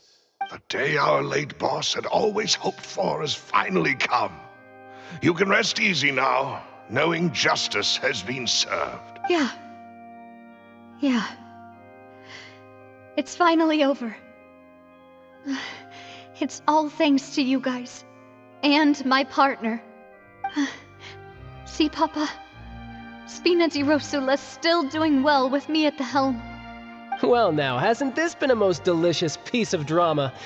The villain has been caught, justice has been served, past wrongs have been righted, and it's a big ol' happy ending. Since it's been such a great show, I'll just let the false accusations against me slide. Either way, I've still got some business to attend to, so if you'll excuse me... Please wait just one moment, Mr. Tartaglia. What now? None of this has anything to do with me. According to court protocol, since this trial was initiated due to a charge against you, a verdict must also be made regarding the initial charge before the trial can conclude. Oh, come on. Is this really necessary? Haven't you already caught the real criminal? Isn't it time for side characters like me to exit stage left? Please respect the laws of Fountaine. This has always been the rule. All right, but this sure is a lot of hassle. All I need to do is stand over there, right? Let's just get this over with. Through evidence presented in the public trial that was just held, it has been established that Mr. Tartaglia has no direct connection to the serial disappearances case. The guilty party has been identified, and thus it is logical to suppose Mr. Tartaglia is innocent of the charges. We now turn to the Oratrice Mécanique d'Analyse Cardinale to render the final verdict on the charges. According to the judgment of the Oratrice Mécanique d'Analyse Cardinale, Mr. Tartaglia is guilty. What? Hey! That's not funny! Didn't you just say I'm supposed to be innocent? What's with this verdict? Is your justice machine malfunctioning? Huh? This has never happened before. The Oratrice actually returned a different verdict from the Chief Justice. I mean, have you ever heard of an innocent Fatui Harbinger? Do you think the Oratrice might have just convicted him on general principle? But weren't the charges about the serial disappearances case? No matter what else he's guilty of, it shouldn't have... The judgment of the Oratrice Mécanique d'Analyse Cardinale is, by law, the final verdict of the court. We must accept the guilty verdict. Guards, please take the suspect into custody per court protocol.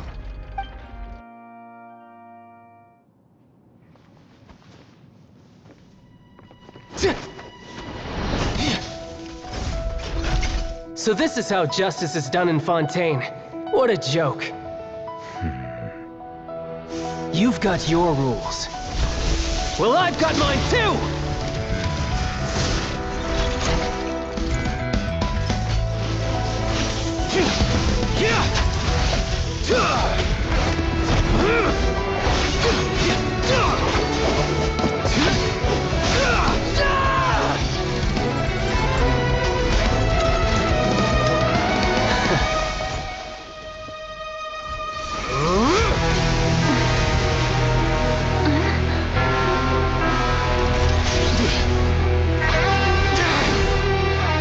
He's activating his spell legacy!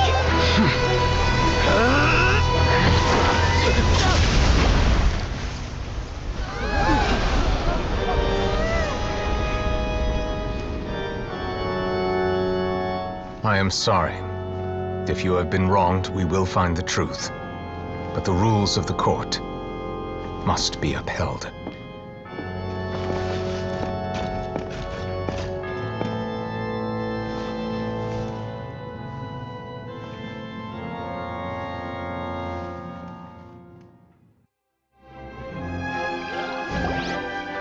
Hey, Monsieur Novelette, what's going on? Shouldn't they have been cleared already? Apologies. This is also the first time I've encountered such a situation. However, according to the rules established at the conception of Fontaine's court system, the Oratrice's judgment is the final verdict of the court. All I do is follow court procedure. As for why the Oratrice arrived at the conclusion it did, you should probably ask someone more knowledgeable than me. Why are you looking at me? I had nothing to do with it! I don't know what happened there either! Hey, stop staring at me! What does Lady Verena mean by that?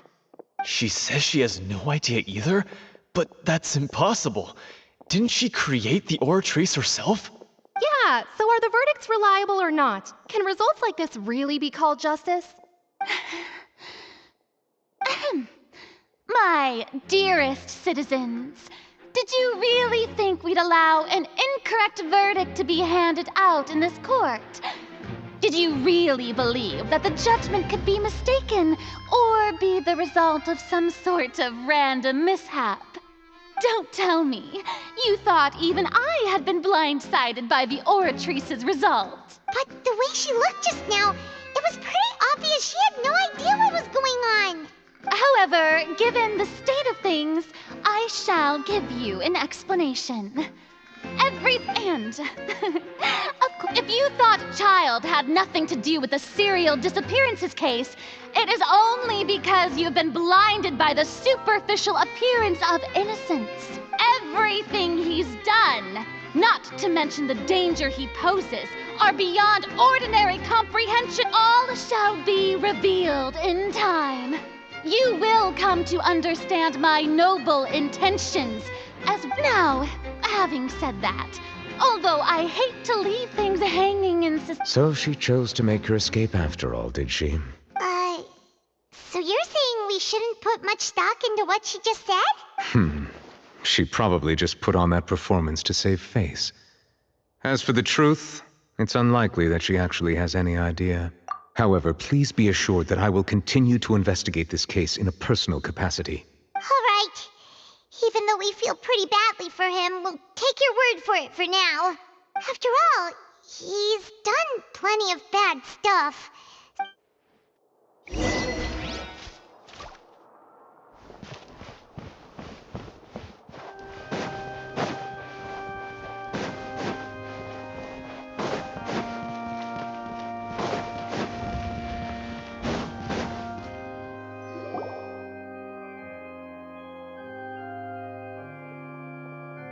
Hey, what are you doing? Quick, stop him!